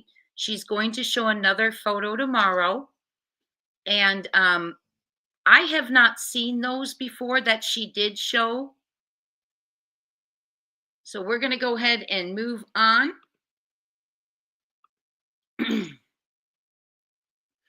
Okay. Yeah, that was an hour and a half. So we're going to move on real quick to some of our updates. I want to make sure that we cover, yes, I am very looking forward to Silvers and I getting together. We'll be live. You know, we both work a full-time job, so we coordinated it. You all have been amazing. You've requested it, and we're going to do it. So it'll be a fun night tomorrow night. Join us, be here, and come join the information we're going to provide in the chat. Okay. Good night, Jackie Taylor. See you tomorrow. Thank you, Alicia Cardwell. You're very sweet, very thoughtful, and I appreciate it. Okay, so let's move on. I want to cover, before we go anywhere else, a young lady who went missing last month. Okay. Where did CTP get it from? This person? I know, Queen CC. I'm sorry, you all. I just really wanted to hang in there because I was live streaming her, right? And I really did want to hang in there. Thank you. I'm sorry for those who left. A couple left mad. Thought I was being, not real, wanting to stick with it and watch it. But I'm sorry. Yes, I wanted to. We did. And I saw something I had not seen before. So thank you, Queen CC. Okay, hold on. Okay. Oh, yes. If you want to do the clues to Nick's thing in another live, or do them tonight. Sharon, we can do them tonight. Let me just do one thing and definitely get to the young lady who disappeared last month, Gary, Indiana, last seen with her boyfriend, the family said, 9 months pregnant, 4 centimeters dilated. She has not been seen since. Kind of gives me chills and a little of like Lacey Peterson vibes. Remember Lacey, 9 months pregnant around Christmas and went missing? Well, Scott, who is behind bars, actually, Innocence Project has picked that up. I have a friend who's an attorney, and we were talking, and we were chatting back and forth. She asked me what cases, I was covering, and I asked her a couple of questions, and she was interested in the Peterson case. And she said, he's never going to get out, right? And I said, well, actually, I said, the Innocence Project picked it up. And she said, what? She said, well, now that you say that, she said, to me, there's got to be something, because I guess her mentor is at the Innocence Project. And she said, they do not just take anything. They have to believe truly that they are going to get that person out and off. So stay tuned. It seems we have a lot of people trying to get out. Susan Smith was denied parole. Praise goodness. Menendez brothers, they are trying to get out, and that momentum is slowed. And if we get to it, I'm going to cover Emma, then we're going to go back to the poker game if everyone wants to. Okay? And that's how we're going to do it, okay? I do like to go by majority sometimes, So we are going to go by Emma first, and then after Emma, we are going to discuss the poker game. Karen Powers, she stopped dead with her words as soon as I said that they had picked it up. She could not believe it. She has great respect for her mentor there, and said that would not have been taken on if they did not believe. Hello, Joanne McNeil. Hello to you from Canada.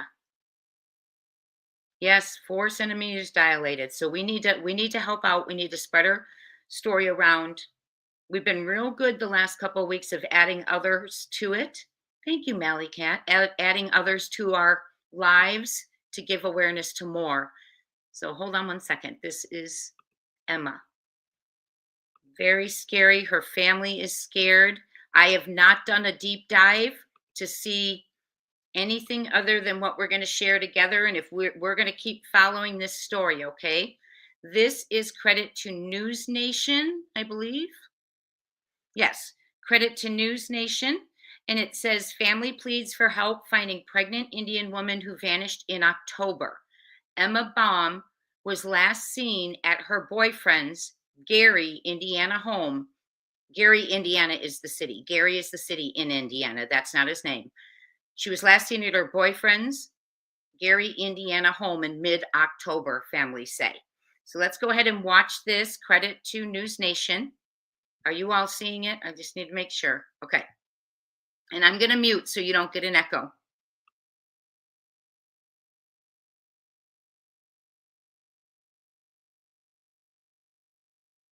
Pregnant mother from Indiana are asking the public for help in finding her. The mother of the missing woman believes her daughter's boyfriend had something to do with her disappearance. I would like my daughter home. I miss her. Her babies need her. Her family needs her. Holding posters with her pictures. More than anything right now, the family of 25-year-old Emma Baum wants to embrace Emma and the baby she was expecting. She was 1 centimeter dilated on October 4th. She has been missing since October 10th. At this point, we have done everything we can, and now we ask the public to please help us. Emma is 5 feet 3 inches tall and about 136 pounds. She's known to wear different hair pieces and wigs. This picture of her as a brunette is how she looks naturally. Emma is a mom of 4 young children, which includes the baby she likely would have delivered by now. She was 9 months pregnant when she disappeared. If you do see a missing Emma, she may be with her newborn baby. This case is very critical because we don't know if that baby has gotten the care that it needs. Emma's loved ones say she was last seen at her boyfriend's house October 10th in the 2500 block of Connecticut Street in Gary. Gary investigators say they didn't receive a missing persons report until October 28th.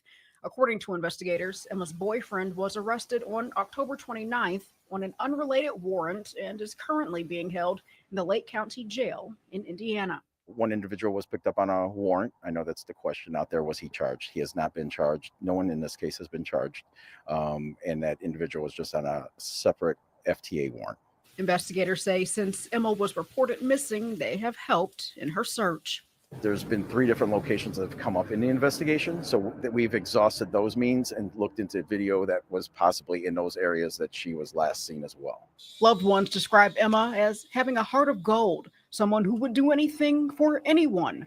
And now they're pleading with anyone who knows something to help them reunite with Emma and her baby. We love you, Emma. And if you can hear us, there's nothing that you have done to make any of us stop loving you. We trust that somebody knows something, And we want her and home. we want her We home. want her home. Well, anyone who does know anything about where Emma Baum is located should contact Gary Police. I had 8 UTIs in 1 year. This inspired me to want.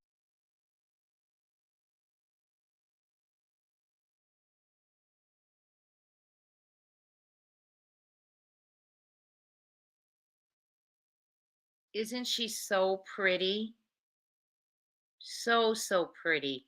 Yes, please get in on the buzz and hit that thumbs up like Ginger Girl's asking. Alicia Cardwell, thank you so much for the super sticker. I appreciate you. Beautiful young lady. A mommy of 4. She sure looks young. She's lovely. Mommy of 4, including the baby. It looked like she's going to have a little girl because the button that was on the photo was pink. Mommy of 4, who has not been, and I misspoke, correction, she was not 4 centimeters dilated. It was October 4th when she was 1 centimeter dilated. Last seen October 10th, the boyfriend's house. That was the boyfriend's house they showed. I'm not judging, but that was scary a little bit. The 28th, she was reported missing, and the 29th, the boyfriend was arrested on unrelated charges. Wow. She was in early stages of labor on the 10th of October, Miss Sandy Shaw. Yes, the baby would have been born by now.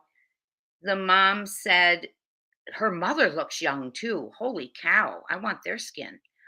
Her mom said that if you do see Emma, she would be with her newborn baby most likely. And of course, a mother wants to, let everyone know that, right? Bless their hearts.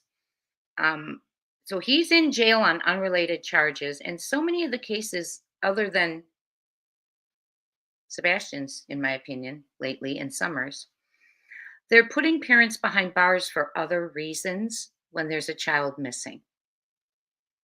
And we talked about it today. Cody Gibson from Virginia, before dad was in jail and charged with his unaliving, they got him on other things, I believe neglect, abuse. Harmony, they had them for unrelated in and outs till the dad was charged. Elijah Vu, the mom, was in for neglect. Oakley's parents were in for because the other children had ingested the fumes of meth, I believe.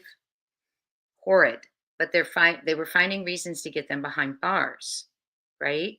And I just think that that's really important, that if there is, it's not hard, in my opinion, and I'm going to get on my soapbox just for a second. When we start a case, and it's not a case, when we start a person's tragedy and disappearance, right?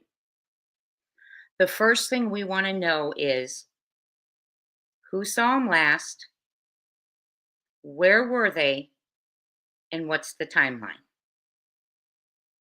right? And, well, who saw them last and where was everyone in the immediate family?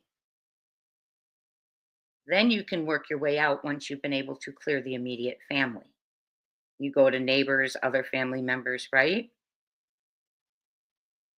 But if you can't leave that home, in my opinion, thank you, Ginger, for that reminder. Yes, they do monitor. I'm going to tell you all right now before I say anything about leaving the home. And we're going to get to the poker signs. Sharon has been rocking it. If you can't leave the home, which we haven't, in my opinion, in Sebastian's. They left the home day one, and they did a search, 5-mile radius. Now, I believe 22,000 walking miles. No footage, no scent. And that's on my list to show you a video that was shared with me. Jen Coffindaffer and the girl who knew about the scent dogs and the trail dogs. Okay? We are going to watch that next. If you're good, that's what we're going to watch next. And I have that already pulled up for us. And Jen Coffindaffer is a former FBI agent. Okay? But if you can't leave the house, they left the house looking for the runaway with it, and they did it. I'm going to say this: Sumner County Sheriff's Office, Eric Craddock, the gentleman from the EMA, Ken Wiedner, they did a fabulous job in the beginning, searching, bringing in resources, keeping the public alerted. Once they pulled back, they stopped updating, and they don't have to update us. But it made everyone wonder, okay, why are you stopping updating what's going on? Okay, and so it started to blossom, right? It started to go even further. Yes, I love Jennifer too. She's wonderful. She covers cases with a sound mind and no bias. And in this case, that's what we're going to do. Okay, we're going to jump to her. I want to read to you. The work van was denied. What does that mean, Robin? It was a Brinks van. It's okay, Kimberly Joe. We had a long, we saw pictures that we had not seen before. And they went outside. Thank you, Heather Ann, for that information. So here we go. Crime Time Buzz Duty. Duty Brown had 2 interviews with Echo Search. They searched over 45 ponds, for Sebastian and went outside of the radius. We're just now starting, Kimberly Joe, to talk about Sebastian as far as we're all talking. So if you want to stick with us. We also put in the chat when we first came in our favorite childhood toy that we remember getting, not teenagers, as a child.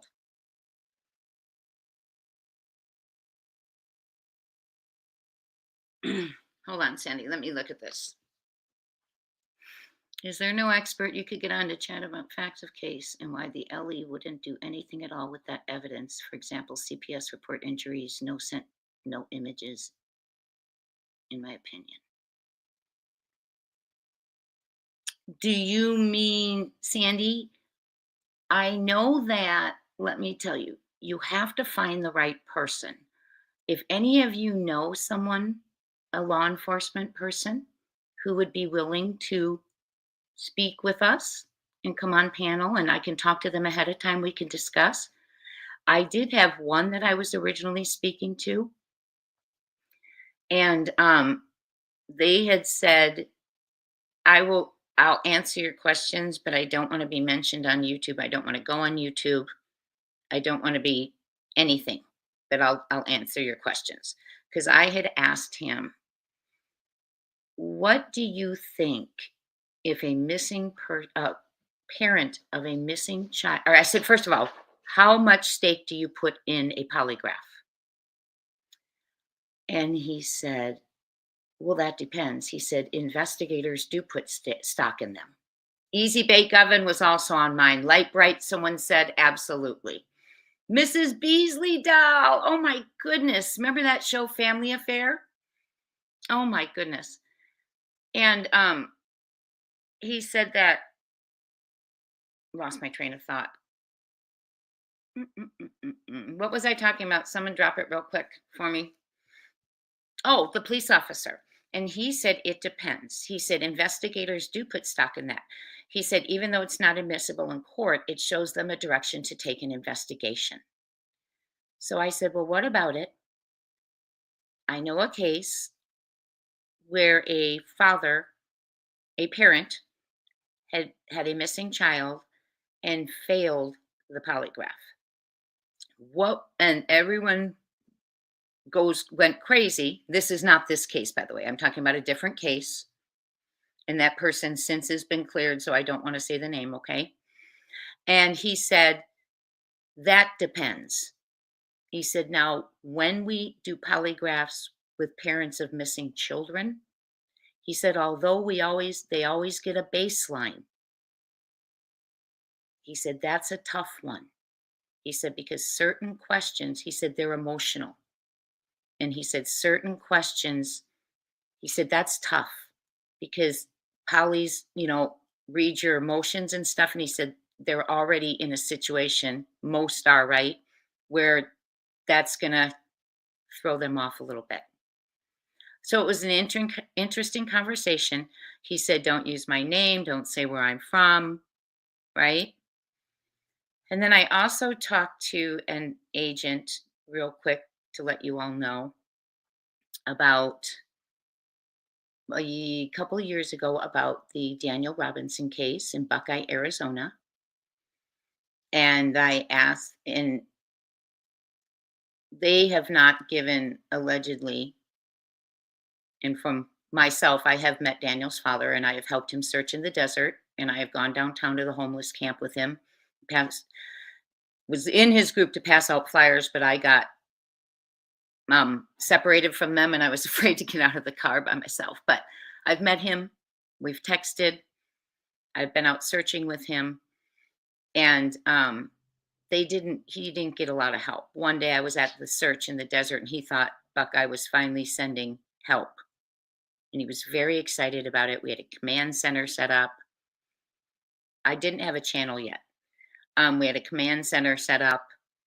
We were going to do a desert line search where you're all arm to arm, walking at the same time. You say halt if anyone sees it. And sadly, only 2 came. And, he kept his chin up going out there, but sometimes you just don't get that support. And I don't know where I was going with that, but hey. So we are going to go to Jen Coffindaffer. I'm going to show you the video first. It's wonderful. I love Jen Coffindaffer. Her channel is called Break the Case. She was Kimberly Joe. That's so funny. We would have seen each other. He's running for Congress now. David Robinson is. And let me tell you all, he is a fine man. Gracious, faithful. I had to get back and leave after a few hours. So he jumped in the, little ATV vehicle and gave me a ride back. And on the way back, he showed me the tower where Daniel last was. He showed me a little fork in the road where they found us one of Daniel's socks. So really interesting guy. Just has a huge heart. So I'm talking about Daniel Robinson's father, David Robinson. So anyway, without further ado, this is Jen Coffindaffer, 27 plus years with the FBI. She still does trainings. She's a consultant for News Nation, and she is fabulous and has a channel called Break the Case. So we are going to watch. She brought on a canine. One of them, by the way, who she has on is in the RICO filing, one of the plaintiffs.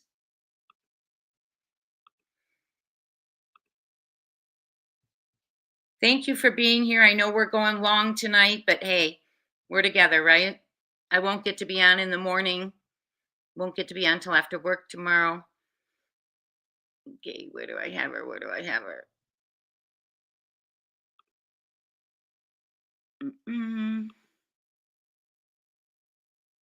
Did it close on me? Oh no, there it is. Okay. This is Jen. Let me make sure you're seeing it. Okay. Full credit to Break the Case, and I'll put the banner up in a second. All of you, thank you so much. Alicia Cardwell, thank you so much for your sticker. Very kind of you. And Jenna Kane, 1207, welcome to the family. We have a members live, 1 p.m. Eastern this Saturday. Everyone, please welcome Jenna Kane to the family.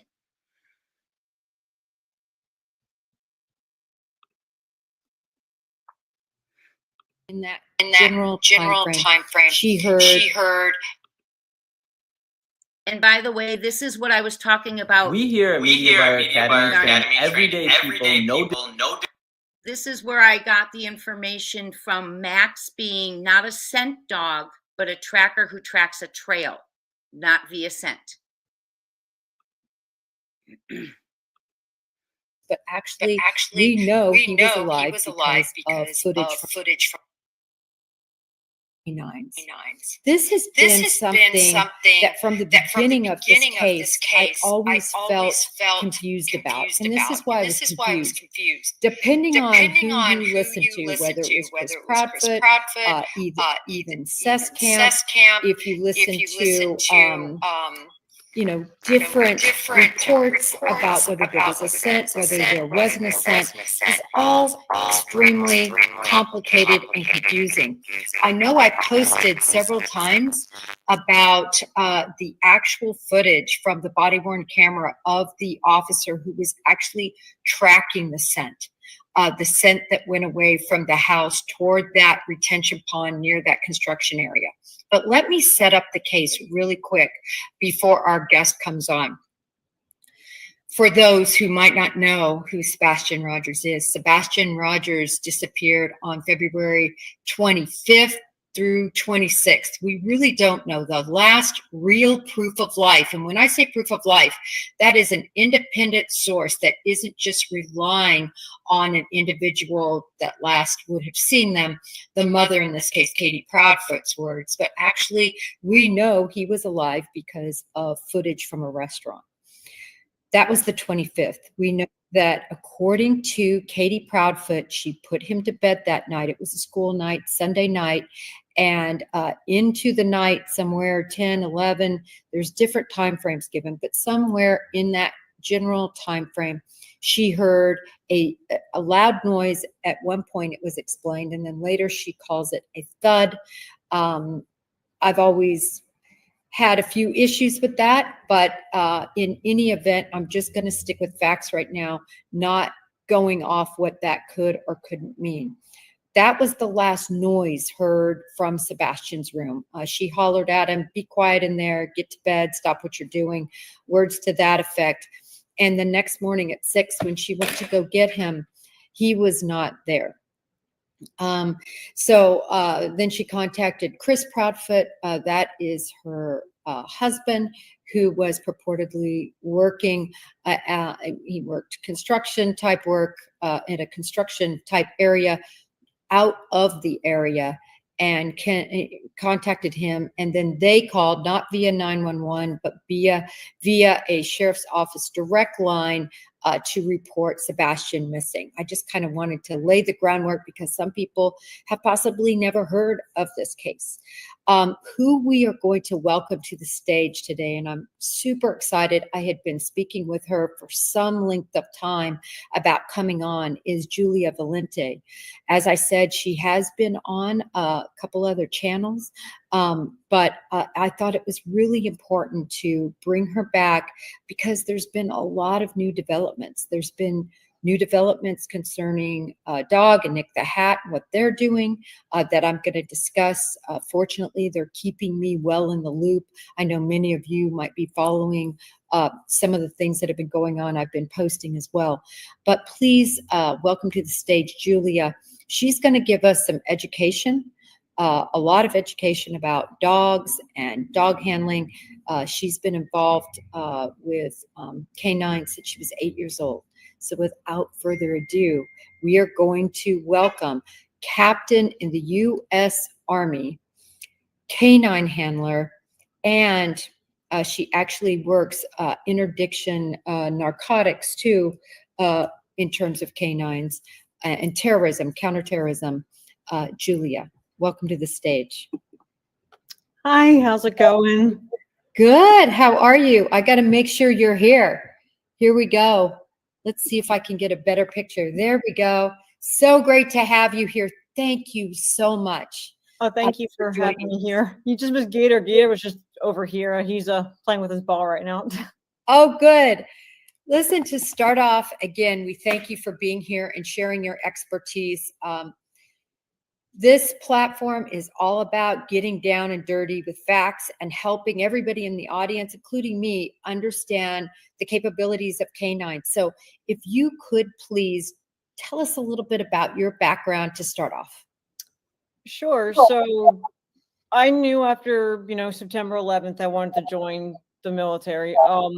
And what I wanted to really do was originally be a firefighter in the military, actually. So I joined a recruiter, and he promised me to be a firefighter, but instead he originally slated me as a fueler. And I'm like, well, I don't want to be like, how do we go? Whatever he thought.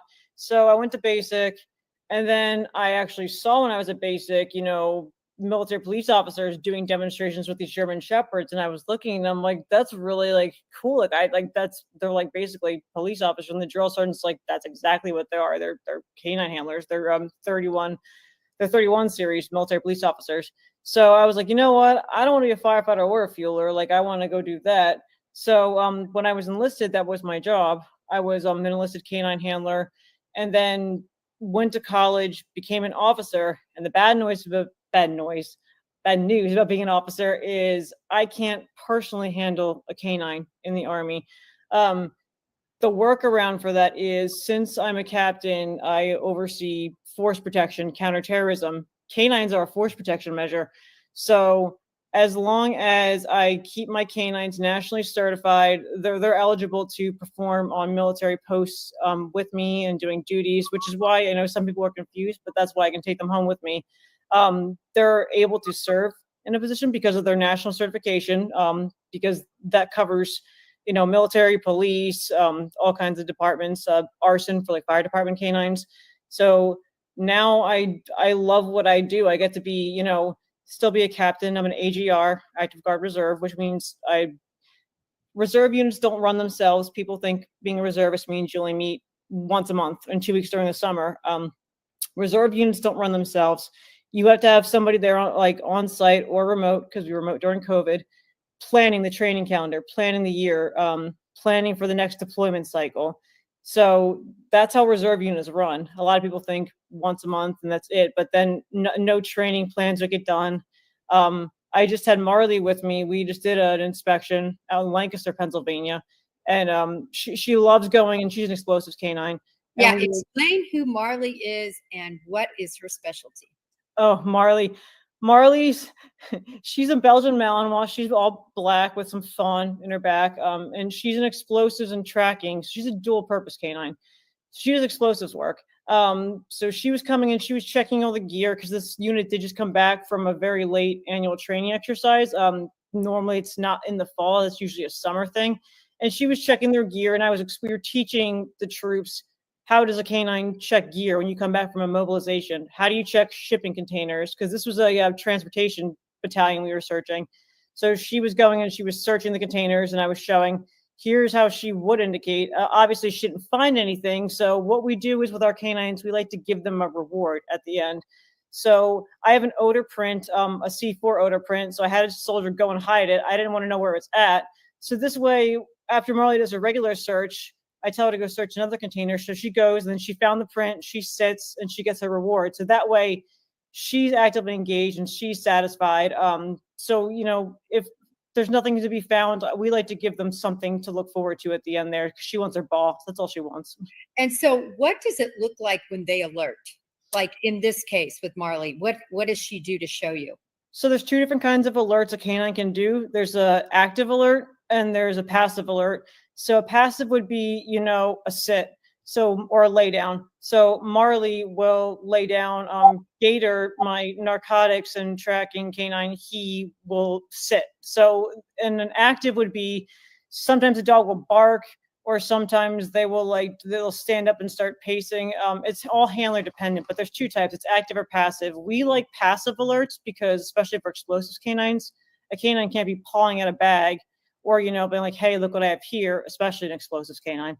But that's what an alert looks like. It's usually for us, we like to do sits or laying down For me, a laying down is more of a full commitment, because sometimes with the whole false alert thing, which I can go into at some point, sometimes false alerts are triggered due to handler training error. So that way, and like a lot of misconceptions is that if a canine does have a false alert, that doesn't 100% mean it was a false alert. It could have been a residual odor.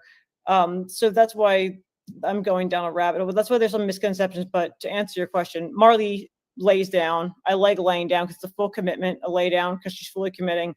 Gator sits, but he was trained that way before we certified together. He was trained to sit. And he kind of tilts his head and stares at the drugs when he finds them. So he's entertaining.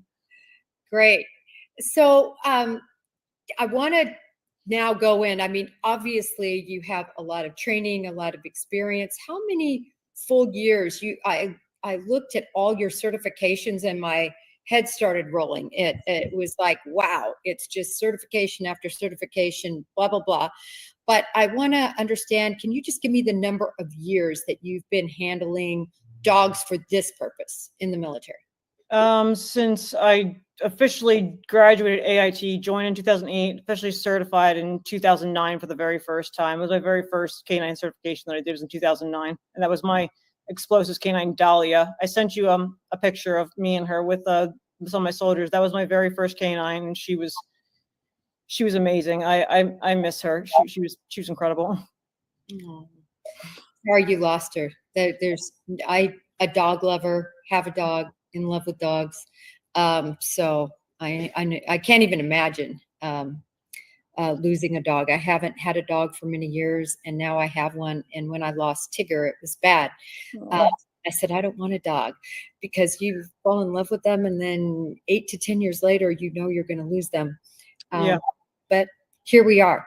So not to digress, I want to get straight into Sebastian Rogers and take away some of the myths and some of the misunderstandings in terms of what really happened on the 26th in the morning to your understanding.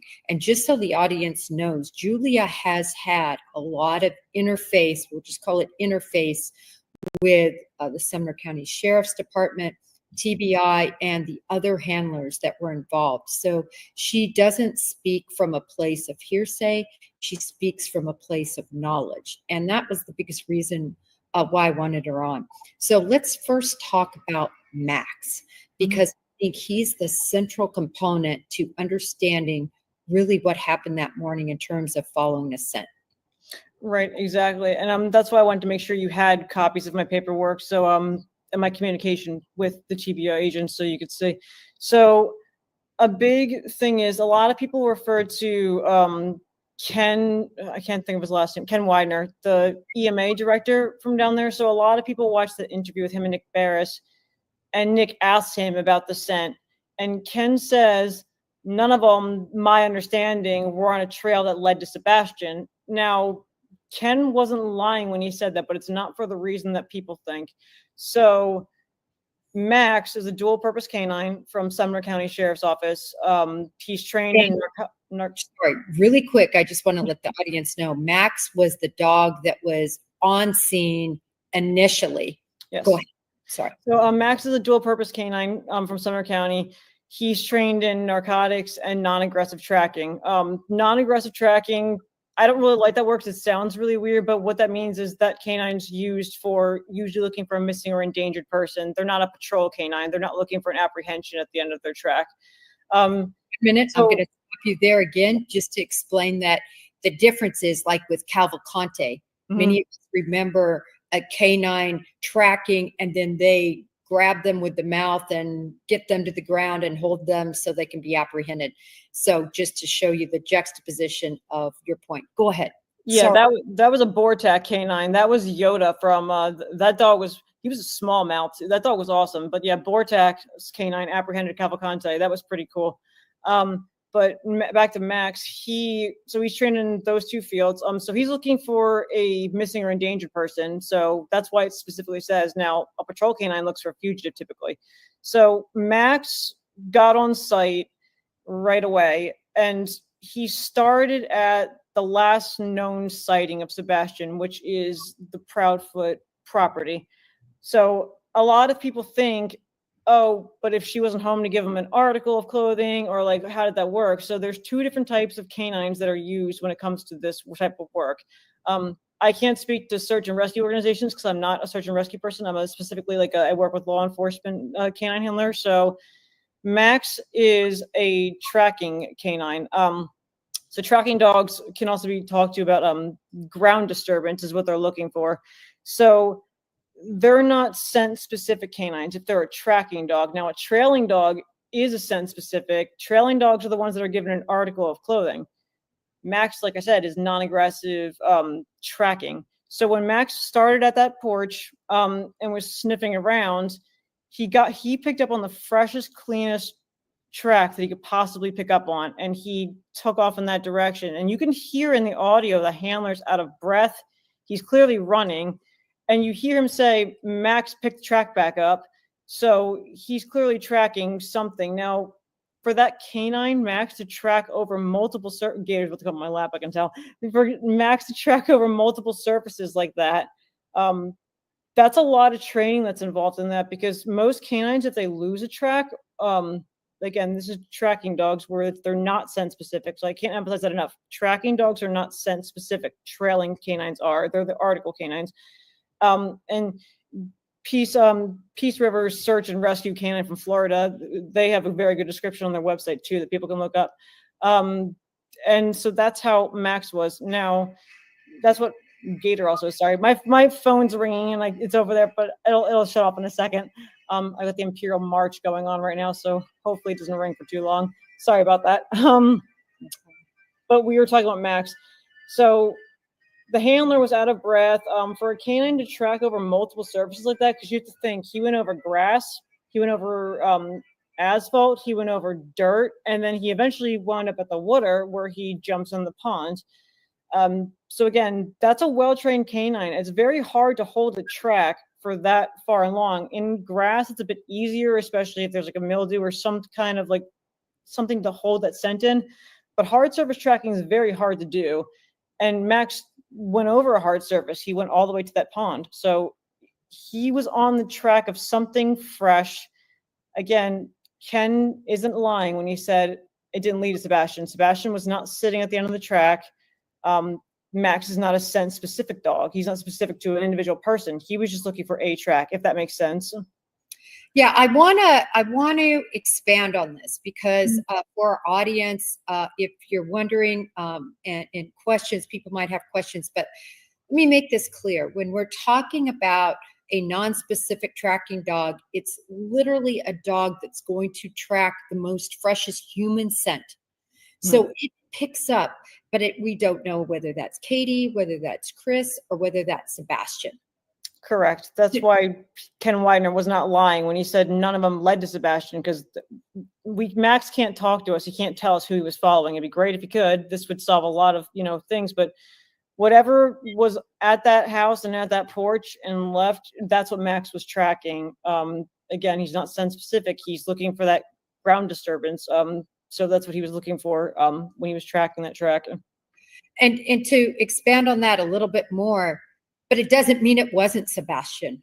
It could have been Sebastian. And it's also not something from days ago. It would have been something fresh. So as we know, he disappeared at 6. We all know that at about 3 o'clock in the morning, there were these lights. Now, according to, and this is hearsay, because according to the Proudfoots and to Seth, as I recall, both said that law enforcement told them those were trash truck lights in the area. So if Seth isn't lying, and if Katie and Chris aren't lying, then those were trash trucks, or that's what they were told, or law enforcement is not being forthcoming with the details about what those lights were.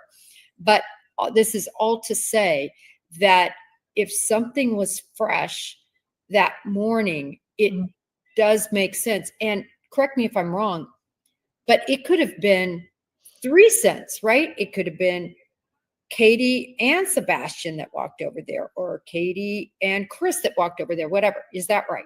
It was just the freshest track, the most recent and freshest track he could find. So it could have been anybody. And that's why I said, if it had been, it wasn't from a couple of days ago, because again, if it were from a couple of days ago, there would have been footsteps all over that property, like in circles going to the driveway or whatnot. But that's why you shut down the scene right away and get that tracking dog in there as soon as possible, because you don't want multiple people crossing, because by that point in time later on in the day, more searchers are showing up. So you don't want that track compromised at all by more. That's why you shut down the scene and take that tracking dog from the last known point to wherever he's going almost immediately. And it sounds like Max was on location pretty fast based off of what I've been told him from the audio. It sounds like he was there pretty quickly. Yeah, very quickly. If you listen to the body worn camera footage that I've posted several times on my Twitter, you can hear them all discussing, oh, he picked back up again. And, and that's near that construction site, that retention pond, which then Max jumps into. Mm-hmm. So I will say this, from a logic standpoint, would it be logical, since Chris Proudfoot was purportedly not even in the area, for him to have taken those steps? Would it have been logical for Katie Proudfoot to have gone toward the retention pond? Or would it have been logical for Sebastian Rogers to have left that house, at least at some point, to make those tracks? For me, I'd look at possibilities and probabilities. Certainly possible for any of them, but I think the needle goes toward more probable that those tracks could have been left by Sebastian. It was whoever went towards that area the most recently, that's who he was following. And people might say, well, what if like somebody walked out and came back? Again, if someone did walk out and come back and go inside the house, that's still probably the freshest track anyway, regardless, because we don't see any other movement that we know of in the yard after that time period. So whatever that was the freshest thing that Max picked up on. So, and Katie woke up the next morning, was running around the house looking for him. So there really wasn't any other type of like disturbance going from that point of the house all to that pond, like after whatever supposedly happened that night. So I wish Max could talk. He could tell us a lot of things. I really wish we could learn from him. So let's talk about the other 4 canines, because although we've heard about a total of 12 that might have been involved at one point or the other, the ones that I understand to be involved, there are 5, but the other 4 were involved later. Can you tell us dog by dog what you know? I can only speak to the 5 because in the very beginning, when I was talking to Seth, and I talked to Chris, and I talked to TBI, they all mentioned those 5 to me specifically because from what I'm gathering, they were the first 5 dogs that were there almost immediately. Now, any other dogs that came by after that, I honestly can't speak to. But I know EquiSearch had canines. I know there's a Cajun Navy person who had a Belgian Malinois that was there. I believe that was a cadaver dog, or a volunteer that was helping the Cajun Navy before I was even down there. And then TBI had a canine, and then the 2 Sumner County dogs. Both the Sumner County dogs are trained in the same thing, dual purpose narcotics and tracking. So I can only speak to those 5 dogs. Anything else after that, I honestly can't speak to, but it sounds like once those first 5 were done and out of the way, there were multiple dogs. And then there's the landfill search also. That was a whole other separate deal too. In Kentucky, I think the landfill was. Right. And I want to talk a little bit about the different specificities of canines, because you turned me on to one that I had never heard of, that has to do with trauma, a trauma dog. So can you go through the different areas that dogs are trained in? Sure. So we have explosives canines, which is like Marley. Then we have narcotics. So let me start. There's single purpose dogs, there's dual purpose dogs, and there's multi-purpose dogs. And that's just genetically whatever the dog can do. Like Marley, she's dual purpose. She's tracking and she's explosive. She's never going to be a patrol dog. We jokingly say she doesn't know how to bite because I don't think she knows how to. If a burglar broke in my house, she'd hold the bag for them, I guarantee you. But then there's single, dual, multi-purpose. Now explosives, narcotics, contraband canines is a big one. And that's for like prisons with like cell phones, when people sneak cell phones into prisons. Especially the old flip phones, and the ones with the whole like circuit board, like those canines, those are newer into the system. There's electronics canines too, lithium ion battery canines. There's the trauma canines, like we mentioned. I never heard of that until the Chris Watts case when they had the Labrador walking through the house. That's the first time I ever heard of a trauma canine. I'm really fascinated by what trauma canines. It sounds like they go off of if there was like a struggle or something going on. There's something they pick. I don't know much about them, but I think they're fascinating. It'd be cool. I really want to learn more about them. And then we have the tracking canines, the trailing canines, and cadaver dogs, of course, too. So those are the canines that are just really, and it's incredible what these dogs can accomplish. Then you have your therapy dogs. Police departments, actually, there are certifications right now for police therapy dogs, and those dogs are like the 9/11 dogs, which were on site after September 11th, and they went and really helped those first responders out. So it's kind of like the Canine Good Citizen test, like the AKC does, only it's a police department level cert. So I think those are pretty cool. That is really amazing. And I love how you just reeled all of that off, all these different areas. And I wanted to just, on a side note, let people know, in the Bureau, in my experience, we only had cadaver dogs. When we needed an explosive dog, we contacted the ATF. When we needed a narcotic dog, we contacted the local sheriff's office, local departments that had their canines. I mean, I had them on speed dial when I was working narcotics. I actually have a really funny story. I won't share it now, but it's hilarious about when I called one of these canine handlers and he thought I was somebody else. So that's story. But nevertheless, a lot of people think that the Bureau has all of these different areas of dogs, and unless something's changed, that's not the case. But I will say, I'm speaking about regionally in Texas, Dallas, Houston. Those were the offices that I worked at with the use of canines. So perhaps in other regions, but I guess this is all to say how closely we work with other departments, and because they have the ability to have their dogs with them all the time, and that is all they do. So it's an amazing what the dogs can do. It's all in department funding. Not every department can afford a canine specializing in every field, and a lot of people think you have to be a member of search and rescue to have a cadaver canine, and that's not the case, because like you said, you had them with the FBI. I've seen a lot of police departments have them. So there's an assumption that like you have to be a search and rescue person to have a cadaver dog, and that's not, or a tracking dog, and that's not the case at all.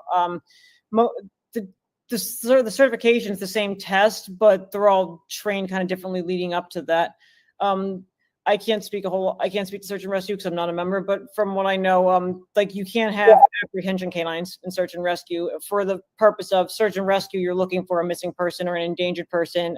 You don't want the canine, a patrol canine going out and being a dual purpose cadaver patrol canine and then actually biting somebody, that's why, search and rescue, there's certain rules about, what a canine can do, but, I'm sure there's plenty of search and rescue people here that could probably speak to that too. But you don't have to be a search and rescue person to have a cadaver canine. Because like you said, you had them in the FBI too, and like the Secret Service has them. Secret Service has a lot of Marshall, who's from the Philadelphia area originally. He had that dog Hurricane, the one who apprehended the guy who broke inside the White House during the Obama administration.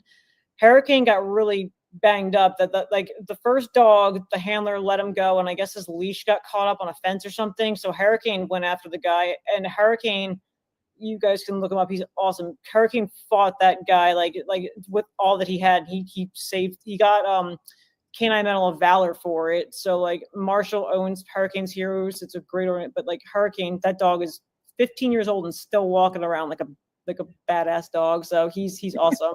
And there's no age limit to canines either. So it's whenever a dog can no longer certify. Gator, who's on the table right now, he's 9. And some people said, well, isn't he too old? No, as long as he can pass the certification, we can certify as a team and he can function. There is no age limit to canines. So he's right here right now. So Gator, say hi. Gator. Another question. There's a lot of people who have a misconception that dogs cannot search, scent, and water. Explain how they can. Again, it all goes with training and experience, putting your dog off of an odor. Like I've had people on site at like concerts ask me, hey, if I wanted to sneak weed past your dog, how do I do that? And it's just like, A, why you ask me that? And B, he's still going to probably smell it anyway. It doesn't matter. It's the same thing with like water. It's all about training and how often you expose the dog to it. Same thing with anything else. So a lot of canines who like lose the scent at the water, they're very capable. Canines are genetically capable of tracking, through water. But if they're not exposed to that enough, then they're not going to, figure out how to do it or how to be successful at that. So that's why with Gator, because he came from Arizona before I became his handler, he was so used to tracking like a desert or tracking in like that type of environment. So when he came here to the Pennsylvania woods, when I first got him, he was good, but at first I kind of tell he wasn't confident. Like in dogs, 100%, canines, you can tell when they're confident and when they're not. And I could tell like he was kind of like, I think I know what I'm doing, but I'm not sure. He wasn't really exposed to the Pennsylvania forest. So we worked and worked and worked, and now he loves to track. He looks forward to tracking in the mornings, especially. And like the same thing with snow. You can't really stage snow, but I mean snow, moisture and whatnot. So like he's getting there. We haven't tried it in a while because we haven't had snow in Pennsylvania for a long time, but it's the same concept with snow as it is water. So another question, when we know that Max jumped in that retention pond, and we know law enforcement drained that pond and there was no Sebastian, is it reasonable to think that Sebastian or the person with that scent went into that pond and that's why he jumped in? He could have, or something. I mean, he could have stepped into the pond, or, something ended at that pond. Now, if he was an article specific canine, I would say if he was given an article at the beginning of the track and he followed it and then jumped in the pond, if he was article specific, something also could have been discarded in there, and that's what he was still tracking. Because again, he's tracking the footsteps. So footsteps one way or the other led to that pond. And if Sebastian had walked through there because it was a more shallow area of water, he 100% could have been, still thinking, hey, something's here. That doesn't mean like that's where somebody no longer existed on this. I know, because I have to be careful. No longer existed on this planet at that point in time. But either way, something stopped there. The movement was halted at that point in time because he didn't abruptly stop anywhere else on that track. He continued up until that point. And I mean, if someone had walked through it and went to the other side, I have zero doubts with how well that dog tracked over grass, gravel, dirt. If someone walked through that and exited the other side, I have no doubt in my mind he would have continued through the pond and then got up and then still kept going. Because even if he was only paired with that handler for a shorter period of time, Max, I believe, is 5 years old, and he's been with a different department before. So the dog knows what he's doing. And I mean, they were still a certified team, so he had to know what he was doing to get that duty. Sorry, Gator's saying hi now. Hi, buddy. So let me ask this question. What if, hypothetically thinking through this, Sebastian left his house, went to that pond, and something happened to him in that pond, later was found, maybe concerned about liability or something, and picked him up and took him, would the dog know to pick up on the other scents coming away from that pond? Or because his scent, his goal was to start with the original scent and follow it, then that's sort of the end of the game? Let me answer this the best way I can. So whatever since Max was the tracking canine, whatever that freshest thing was, I understand what you're saying. Like if something happened there and then they realized, oh, let me go back, and it sounds like Max stopped and ended there. He didn't like get out and then walk towards like a parking lot like further off where someone could have carried somebody to a cart in the distance or something. The scent ended there. Now, if it was a scent specific canine, it could have been a bit different. But again, that all depends on the dog training and what he's been exposed to. But for me, from what I've gathered from the audio and from talking to other handlers, especially ones that've been in that area, it sounds like everything just stopped right there. And this is like with the Lacey Peterson case. That dog was an article trained canine, so they had her sunglasses, they gave it to the dog, but this is after the husband handled the glasses and gave them to the handler. Obviously the husband was wearing gloves when he handed them off, and that dog tracked to like that pier area and it just stopped. So at that point, that's why article specific canines, it can be finicky. And this is why I mentioned before in the beginning, if I'm doing an article search, I want a shoe insole because that has the person's sweat on it. The chances of like cross transfer whatnot are less because I don't see someone taking someone's insoles out of their shoes all the time just to wash them. I mean, maybe people do that, but I mean, a shirt, like think of how many people like, if you wash your husband's clothes and whatnot, you've touched a shirt, he's touched a shirt. If like a buddy at work, like kind of like give him a pat on the back, he's touched his shirt. That scent isn't going to be as strong as you or your husband, but that's why I want like a shoe insole. Or I believe Nancy Grace asked about that carpet in Sebastian's room because Sebastian was barefoot in his room.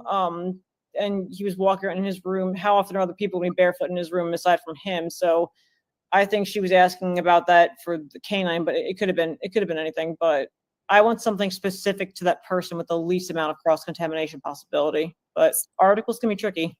So let me ask about that, because we know that Max picked up on a non-specific scent.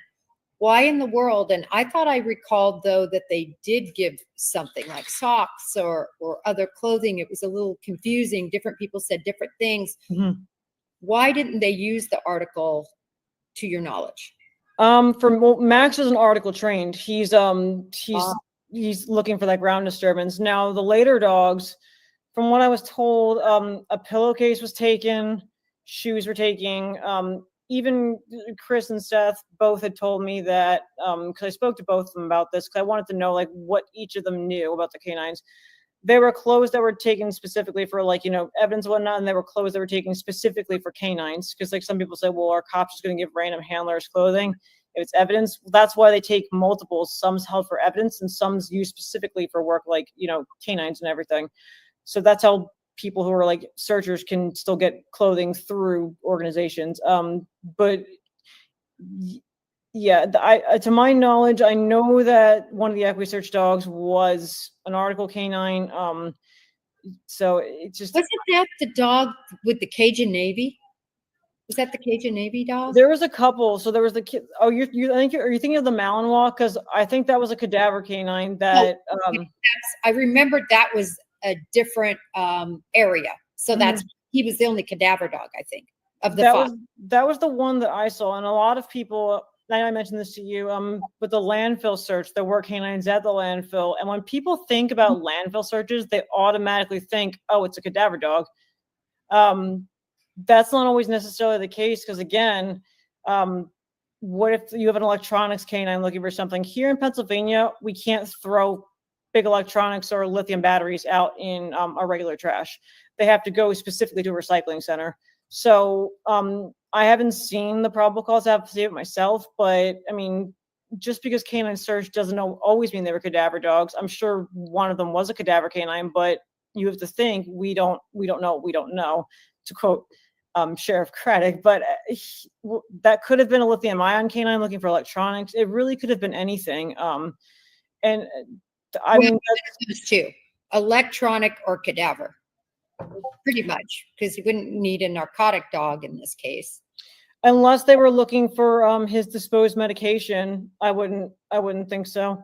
But again, when people automatically think, and my mind used to go there too before I was a handler, like cadaver dog, obviously in a landfill, but that was before I knew about lithium ion canines. That was before I knew about narcotics and stuff like that. But I mean, I don't see an explosives canine going out there, but we don't honestly know. I mean, it could have been anything. Well, and back to your point, because I think it's a great one that you and I talked about before, just what you're saying there. The dogs that were out on that landfill search could have been any practice. But my point always was, you do not do a landfill search unless you believe there is foul play. He didn't walk to that landfill in Kentucky. Somebody would have had to take him there, or the lithium batteries there, or his medication there, whatever they were searching for. No matter what, when you have a landfill search, and I know they tried to pass it off as this is routine. Yeah. I challenge you to find any case where there is a routine landfill search. You have to get a search warrant, which a probable cause statement. It has to be made. People think that those are so easy, and they're not. You sit there and you have to go through point by point what you have to prove to a judge. So a judge says, oh my gosh, I can actually, get through the Sixth Amendment violation issue and let these people go in. And this is ultra invasive search with multiple parties searching. So I loved when you told us that it could be different sorts of dogs in there, because I had never thought of a lithium battery, but sadly, it's still the same issue for me. That is law enforcement's concern about it being a foul play situation. Right. I mean, and people think foul play means like, unaliving somebody, but it could mean disposal of evidence. It could mean anything. Honestly, foul play to me is any kind of negative intention.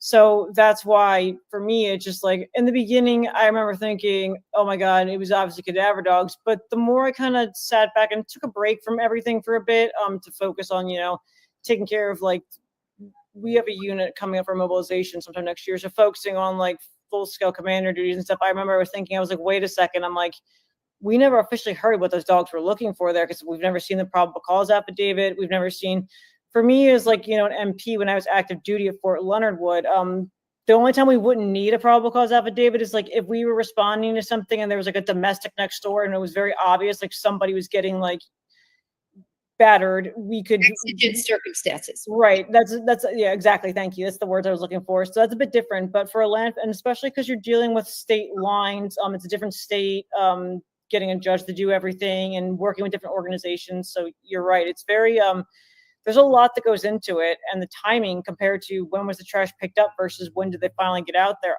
I thought it was day 8 that they were out there, but I could be wrong on that. Maybe someone else knows, but I thought it was day 8 that they were finally out there, but it could have been sooner or later. I'm not sure. I hear day 8 sticking in my mind for some reason. It sticks in my mind about a week. And the biggest problem with that too was the Kentucky landfill, as I recall, was where the construction trash went, if I remember right. Or maybe it was the house trash. Gosh, I needed to re-look that up. But in other words, it was a different place. There were 2 different landfills that could have been involved in this case, right? Where their personal trash was versus the construction site. And they only covered one. That never made much sense to me either. But as I recall, it was the place. And somebody in chat might know, I hate to. I wasn't sure about that because I didn't hear that officially from, that doesn't mean it's not true, but I didn't hear it officially from like a law enforcement official. But I did hear that through a bunch of other people. So to me, that was weird because unless it's like a bulk trash or like disposal of special construction materials, like I said, here in Pennsylvania, we can't throw out big electronics, even computers. You have to schedule an appointment with like a recycling center and dispose of those. Now, if there was, hypothetically, if there were cameras in the house they thought of were disposed of, maybe they were just like, well, where are they now? They could have searched a recycling center before. We don't know. And honestly, we haven't really been told a whole lot in regards to this stuff. But sitting back and really looking at, like, taking a step back, and I started looking at this from, I was very, in the beginning, I was very emotionally involved. I was just like, oh my God, putting my heart into stuff. And then I was like, Julia, you have to take a step back. I've done commander's inquiry investigations before, active duty, and like when I was at Fort Leonard Wood, and even as an AGR, I've looked at both sides of the story. And when you do that, you ask yourself more questions. That's why I thought of what if they weren't cadaver dogs? What if they were a different kind of canine? Or looking at Max's actual profile and seeing what he was trained in, and thinking about Ken Widener's statement, thinking, oh my, he wasn't lying. He was telling a factual statement that, like, we don't know who that was, but it was something. So I just didn't want people to think the worst automatically, like, oh, there's no sentence, Sebastian just poofed. There was a track of something from the house. You couldn't say 100% it's Sebastian or who it would be, but you have to use.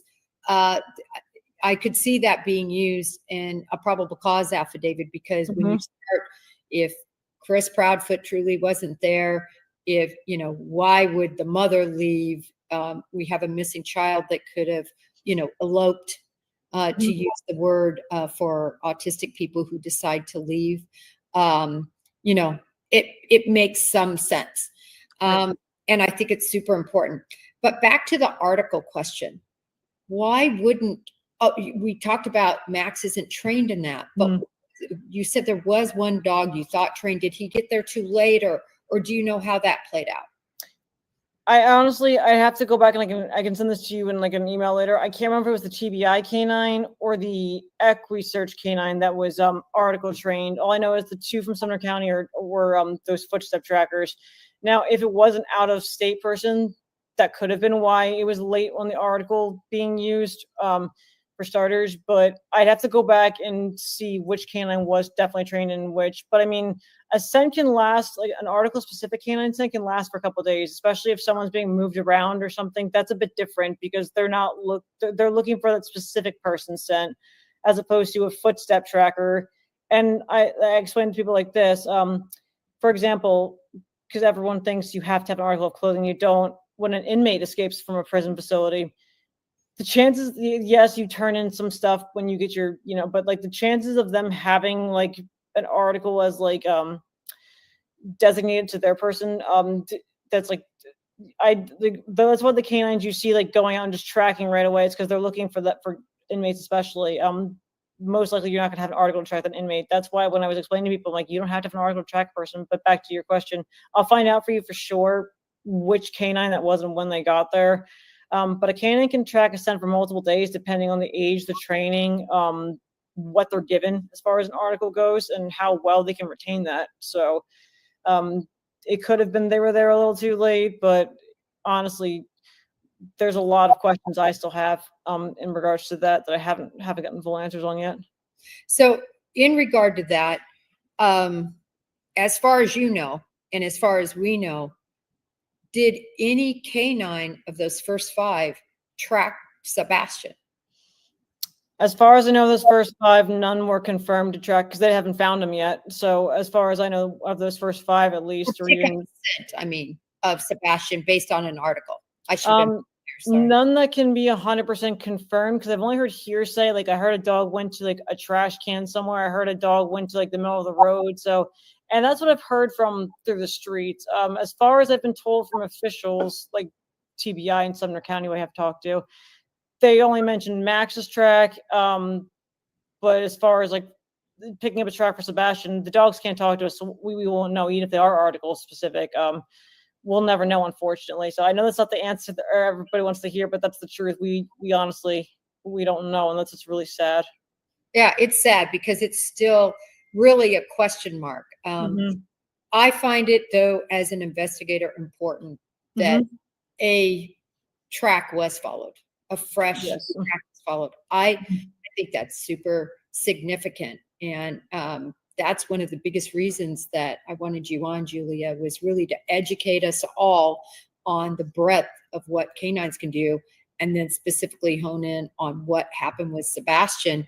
And I feel like, for me, you answered so many questions. Julia, what am I leaving out in terms of Sebastian and other searches that took place looking for him? So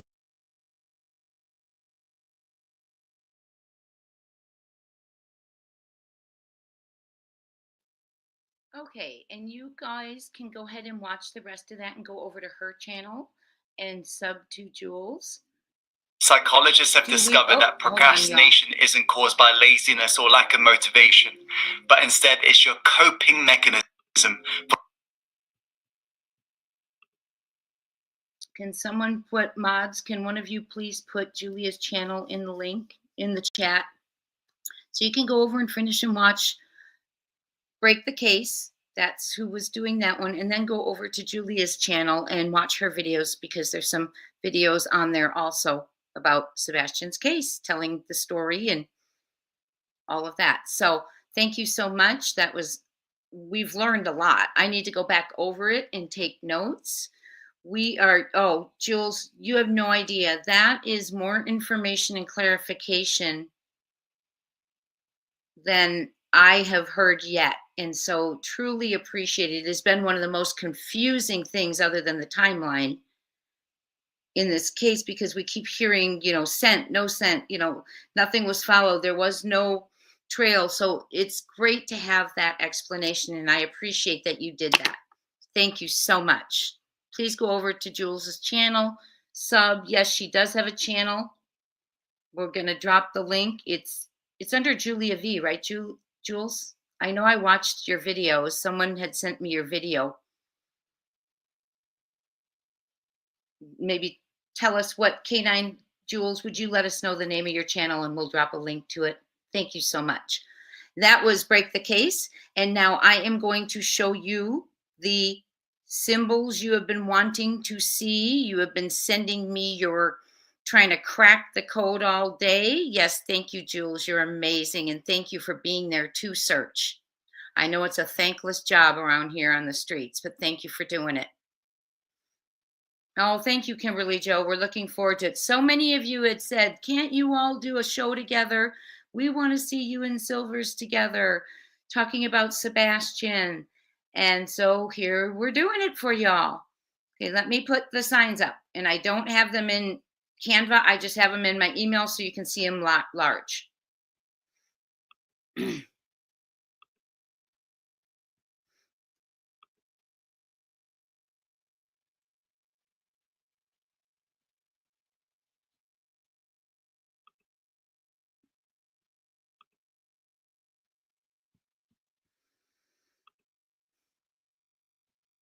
Okay, there they are.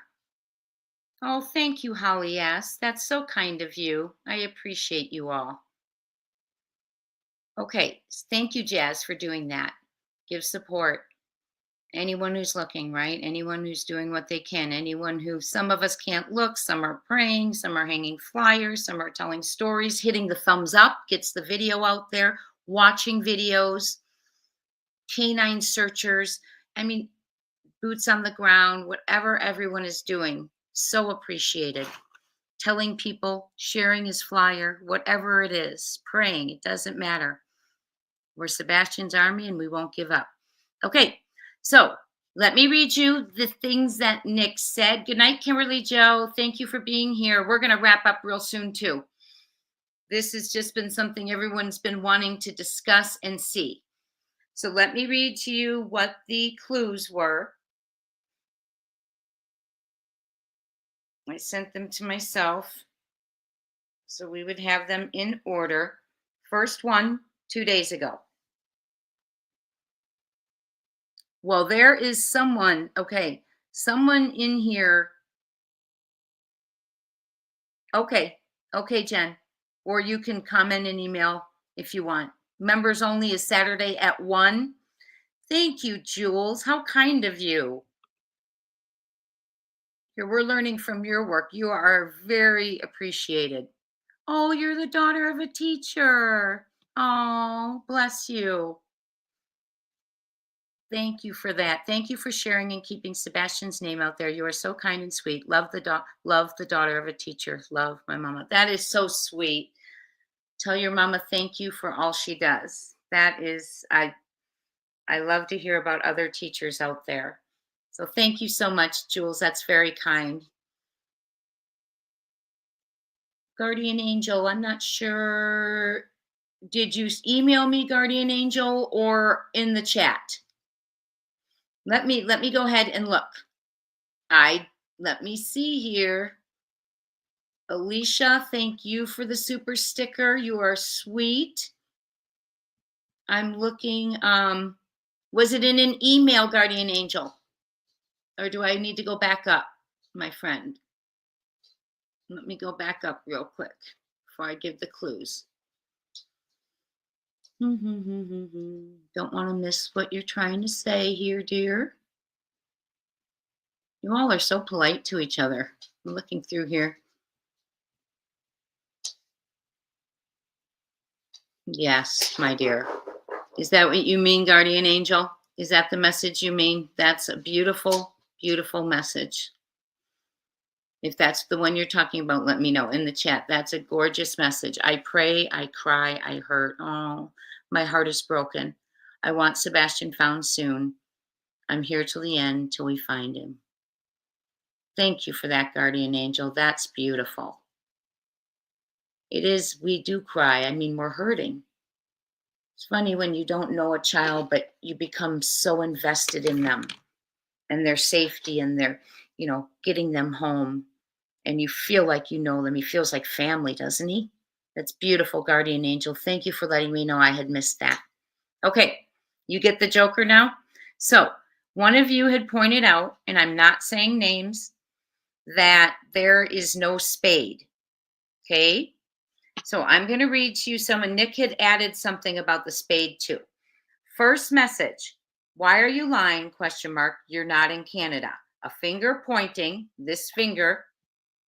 Oh, hold on. Let me switch over here. Where's my mail? This finger is in that post and these pants. Why are you lying? You're not in Canada. This finger, those pants. Next one. It ain't no fun when the rabbit got the gun. So he's got a bunny rabbit and this finger. And what he's saying he meant by that was not a threat. It was that he's saying the hunted may now become the hunter. Okay. Then he says, someone says, oops, where is the spade? And Nick responds, exactly. Where is the spade? We'll find out.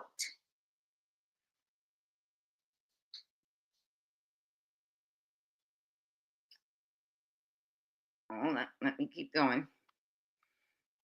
Oh, please don't tell me I didn't get that one, because I know it's in here. Oh, he says, that poker table tells all. What else was on the line at that game? Black club, red diamond, red heart, and the joker. That poker table tells all. What else was on the line at that game? And he puts a club, diamond, heart, and the joker. Prior to that, he had put in X that the person who lost, and I don't think I have that one screenshotted. He put that the person who lost the poker game planted the pants and miraculously found them.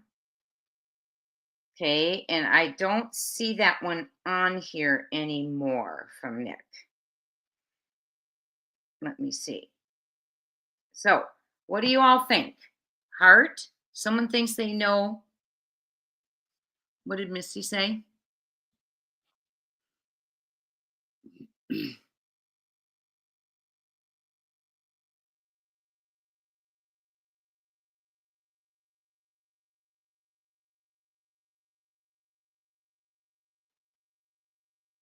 Okay, wait, I'm sorry, y'all. I'm reading Misty's comment. You got that from the symbols, Misty?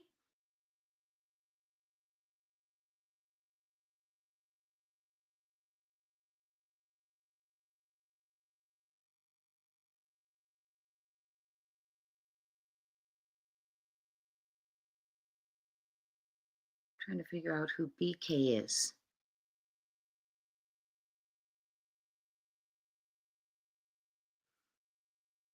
Who is BK? Why am I not? Yes. Okay, a spade represents power, authority, and dominance. Could this be why the spade is missing? Oh, okay. I was also thinking of a spade like the garden spade where you could dig a hole or something. I don't know. That's what I mean. That's what I was just thinking, Karen Powers. Like a shovel? Yeah, who's BK? That's what I wanted to know. Misty, when you say walked BK back, who's BK? That is a theory, Misty, that I had not really thought of. I mean, I thought of him coming out of the vehicle, allegedly going in the house, but I did not think about the part taken to the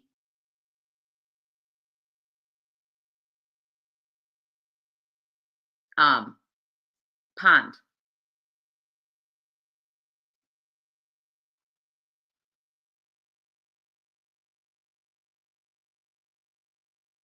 Oh my goodness.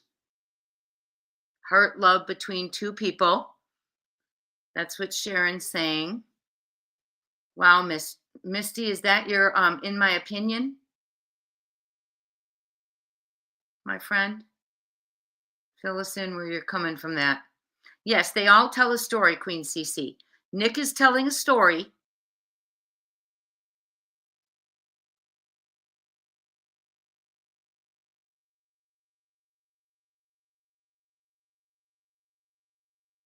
Okay, so you said someone walked. Hold on, let me go back to it. I'm sorry, I got to go back to that. I am so sorry. I got to see this. Oh, it's Julie's. Oh, the one who was on tonight. You all, before we left or after we left, she gave her theory. So this is the theory of the woman who showed the photos tonight. Okay. I'm just going to put them up real quick because it starts with someone else. This is someone else's theory. This is not to be taken as fact, but speculation, theory, opinion. We are discussing it. This is for entertainment purposes only. No one is being accused. This is alleged. Here's Jules' TikToker theory. Thank you, Misty, for doing this because we left. KPCP planned this out. KP took Sebastian out to do all his favorite things Sunday. KP gave Sebastian meds to cause sedation. This is all alleged. KPCP did have conversation till midnight via phone. CP was to be, I'm coming.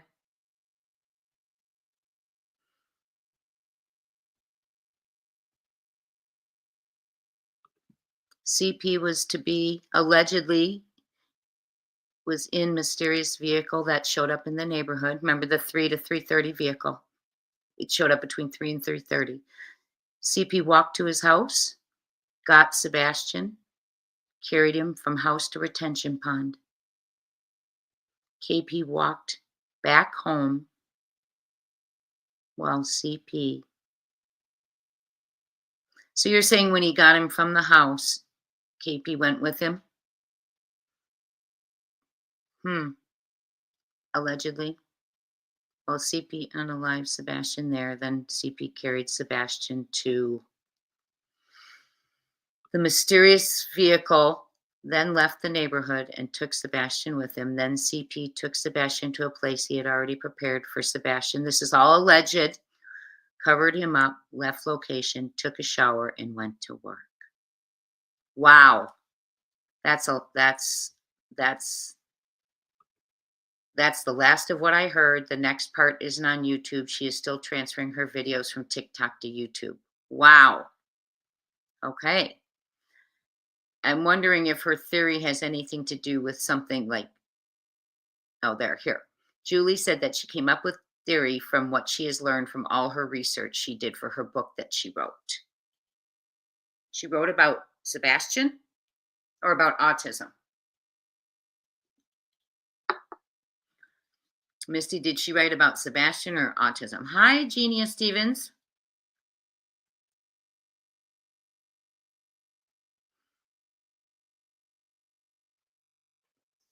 Hello, Jay and Chad. I hope that everyone was doing well. I've got something to say to you.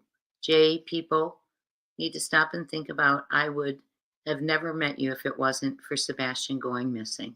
So very true. Sebastian Wayne Drake Rogers. We come in here almost night after night talking about him, trying to figure things out. Thank you for sharing that, Genia. Welcome in, and it's such a pleasure to have all of you. Okay, anyone want to share anything else? I will tell you some of the things that have been shared with me, but I'm not going to tell you names. Okay.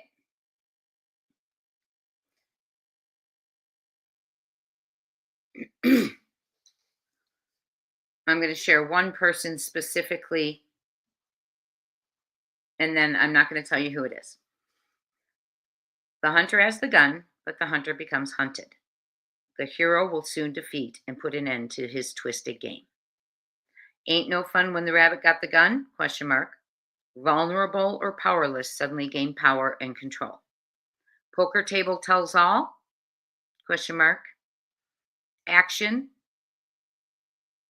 Physical, verbal, eye contact, clubs picture. Oh, action, physical, verbal, eye contact. I'm not sure what that means. The poker table tells all. Action, physical, verbal, eye contact. Diamonds means expensive. Hearts, love between two people. Joker is a spoiler alert. Person who lost the poker game, unbalanced, emotional, that results in erratic play and loss. Rabbit's body language can also provide the clue to their emotion and feeling. The bubble, which is on the emoji over the face. A general technique-specific visual information. Woman running. Approbation for places that running takes us. A rat is considered to be harmful. The finger is an offensive gesture towards anger. And the tree, space efficient. Planting the pants information or item that has been altered or manufactured to support a particular agenda is the pointing finger to accuse or blame. From what I've heard, she was not alone when she found those pants. So I don't want anyone jumping to any conclusions. Okay, hold on. Sorry, I messed up. CP went to house and KP and CP went to vehicle. CP carried Sebastian to the car. KP was with him. KP walked back home while CP got in vehicle and drove to retention pond. And that's when CP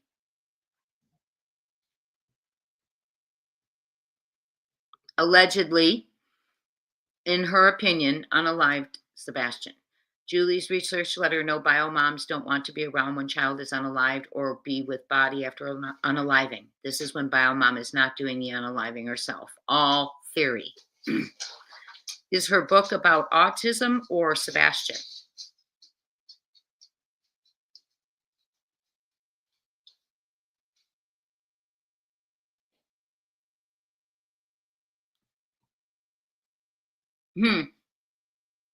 I don't know. That's just someone's theory, Tinfield Tiara. Okay, my friends. So there are the signs. Take a screenshot of it if you want to think about them. Email me.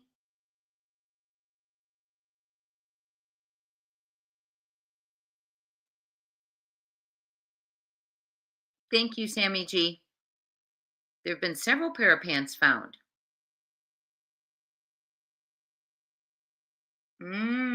Okay. Got it, Ginger Girl.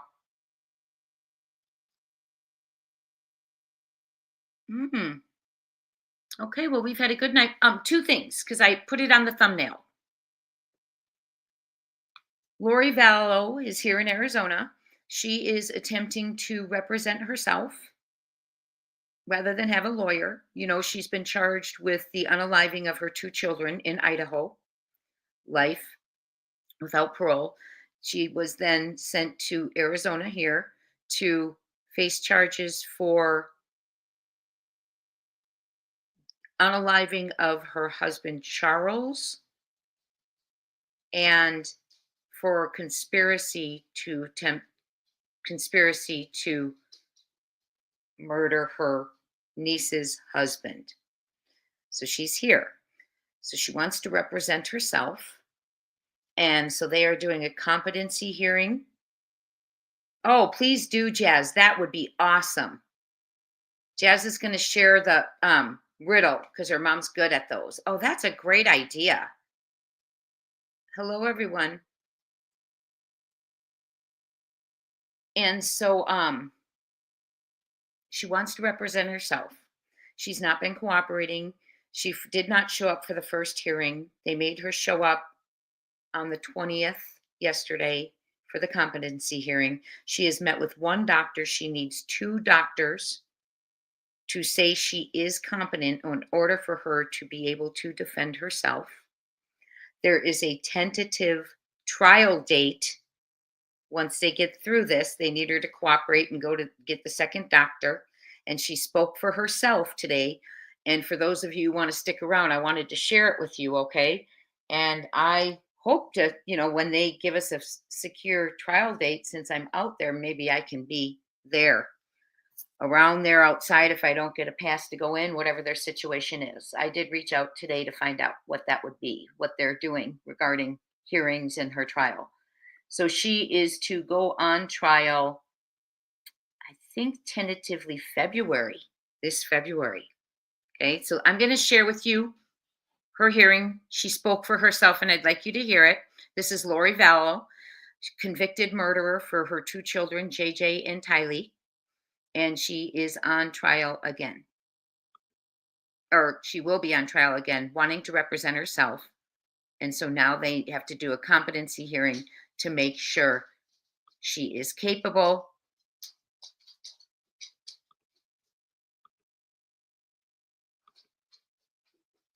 And I want to share this with you because this is one that I will go to and do whatever I can, as far as whether it's standing outside, whatever I can do. If I can get in, I certainly will.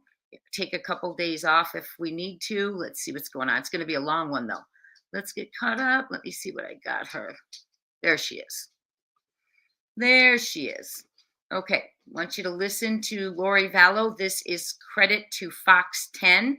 I will mute myself so you do not get an echo. Thank you all for being here and sticking through. I know it was longer than we planned it to be.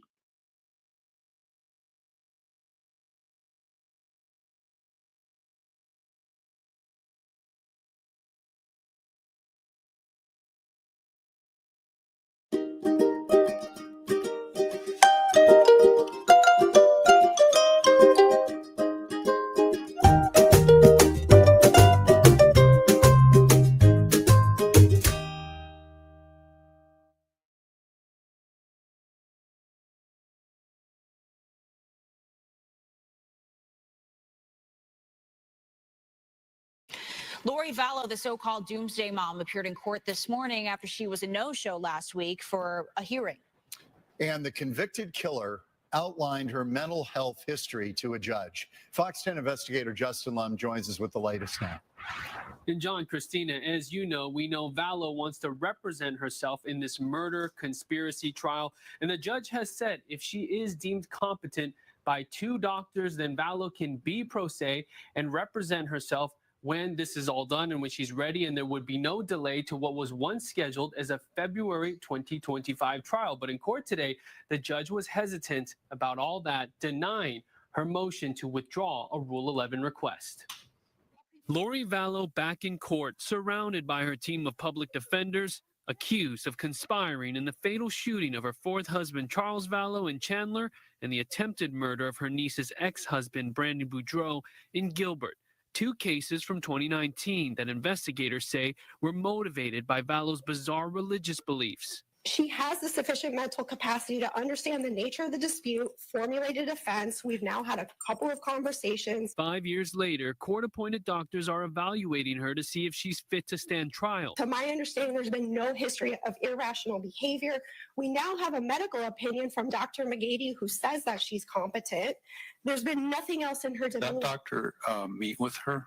He spoke with her briefly. Since being placed in the Rule 11 competency process, one doctor has briefly spoke with Vallow and reviewed her records. A second doctor, Camille Hernandez, has not been able to meet with Vallow. Prosecutors say the defendant has not cooperated in the evaluation. Judge Boreski asked Vallow a series of questions about her triple murder case in Idaho, where she was deemed incompetent for a significant amount of time. Were you ever previously determined to be incompetent at any point? Not to my understanding. So my understanding was that the judge did the same thing that you did, in abundance of caution. Let's go ahead and put her in and see. And I came out competent. Well, when you say you came out competent, was there a period of time where you were ruled as incompetent? I would say technically they did do that. That's how they put you into the program in that state. It took 10 months for Vallow to be restored to competency. She went to trial in 2023 and was convicted of killing her 2 children, JJ and Tylee, and conspiring in the murder of her husband, Chad Daybell's first wife, Tammy. I did go through a process of several things, several classes, competency class, and meeting with doctors and evaluators, many evaluators. Are you aware of any diagnosis that you were given? Yes. Then what is that? Her defense quickly cut her off and objected to that information being heard on the record, leading to a sidebar. Ultimately, Boreski decided to keep Vallow in the competency evaluation process, citing details from her previous lawyer. In their motion, they cite that she's, in their opinion, suffering from some form of delusions.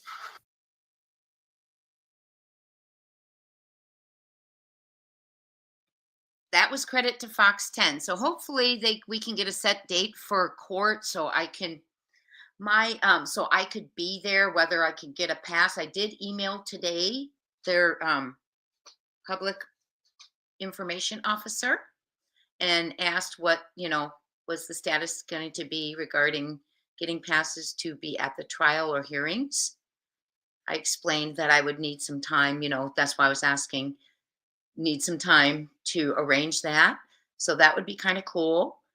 And yes, Arizona does have the D-Pen for those asking. No, let's explain. We watched a lady tonight, who is a mother of autistic children who has a TikTok channel on autism. She posted that she received the photos that we watched for the first hour and a half on here. Her name is Julie Skolnick. She's a TikToker, 70,000 plus viewers. She shared this on YouTube because YouTube allows her to keep live videos, so it will stay, correct? So that is Julie. Now, Jen Coffindaffer had on Jules Valente. Jules V. She is the canine handler. So we had Julie in the beginning and Jules, we were watching on Jen Coffindaffer's telling us all about the dogs, and she was just in our chat. I hope that helps and clarifies. And you got to see the riddle. So be thinking, share it with your mother, whoever was going to do that again. You all are amazing. I will be on tomorrow night, 8:30 Eastern, and Silver's on the Scene will be joining me, and we are going to discuss the Sebastian Rogers case. Specifically, where Silver's is going to share with us where he was searching this week and highlight a little bit about his search on Saturday. And I will be sharing a little bit about the disappearance and case and all sorts of good stuff. So please be here. Please be here. Don't miss it. You all are the reason we're doing it. Lots of requests, lots of emails. Oh, wait, what riddle? Hold on, Misty. Let me show it to you. Lots of requests for us to be together to talk the case. And we heard you, and we are going to do it. There you go. There are... Right there is Nick's clues when he's talked about the poker game. What else was on the line? The person who lost the poker game planted the pants and miraculously found them. Now, there was not just one person there, so please don't jump to those conclusions. That person searches and has been out searching, so please don't do that. And then these are the clues that were given. A heart, a diamond, a black club. We noticed there was no spade. And someone wrote under Nick's, ooh, no spade. And he said, yes, who could the spade be? Well, let me read that to you real quick. I don't want to paraphrase. I'm coming, honey buns. My doggy wants me. Okay. He said, oops. Someone said, oops, where is the spade? And Nick said, exactly. Where is the spade? We'll find out. He also said, that poker table tells all. What else was on the line at that game?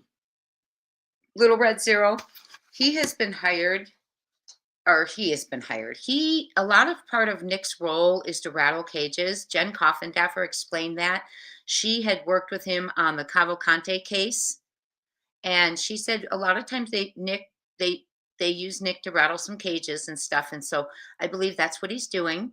He's dropping hints, and gave that hint last week about Long Hollow and Viet Vets Parkway. So he is dropping hints, and I guess we're just going to try and figure these hints out. It's better, you know, in my opinion, he's keeping the Sebastian story alive, honestly. That's what he's doing right now. He's keeping it. Oh, I'm sorry, Beth B9611, crimetimebuzz@gmail.com. crimetimebuzz@gmail.com. Oh, thank you, Beth B9. Yes, please send me an email. Any of you who want to watch an interview, and I have a little checklist for me. I'm working on a project. Anyone else who's good at cutting, like splicing little clips together, please. I'm working on that project as well. So thank you so much. I could put it right down again for you all. And we are going to sign out of here. So there is the riddle. Let me know what you think in email if you do not want to put it in chat. I understand. Thank you for being here. It was a long one. We weren't planning to go that long. Ginger Girl, thank you for posting Julie's link. Both Julies. I appreciate you. All of you, you are lovely. I appreciate how good you were to Jules, who came in. She's had a little bit of a rough time, like she's told us, with people being mean. We understand that. So thank you for being lovely. I appreciate all of you. I will see you tomorrow, 8:30 Eastern time, with Silver's on the Scene joining us. We are the hosts, and we'll make sure that we run a really good chat. Mods, if you can be here, please let me know. If you cannot, I will try and pick up a couple extra mods just in case. Thank you to all. We are going to bring him home. Sebastian Wayne Drake Rogers. The world is watching. He is a father who has ignited the world. And like Sebastian's father says, it takes a village to raise a child. It takes the whole world to find mine. So thank you for being here. We're Sebastian's Army. We will never give up. If I've missed anything that any of you wanted me to see, forgive me. Send it an email if you would. And yes, exactly, Queen CC. He knows who he's playing to. Great comment. He knows Nick is playing to someone, and the right person who's reading that is getting nervous and getting the reaction he's looking for. We're trying to figure it out. But there is someone who's reading that who's panicking. Okay, we don't know who that is, but surely soon. Okay. Hi, Red Eye Lax to Boston, LAX to Boston.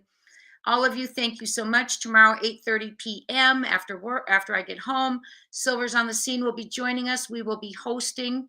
I know you will be lovely, and I look forward to seeing you then. And we are going to bring him home. Talk soon. I'm here.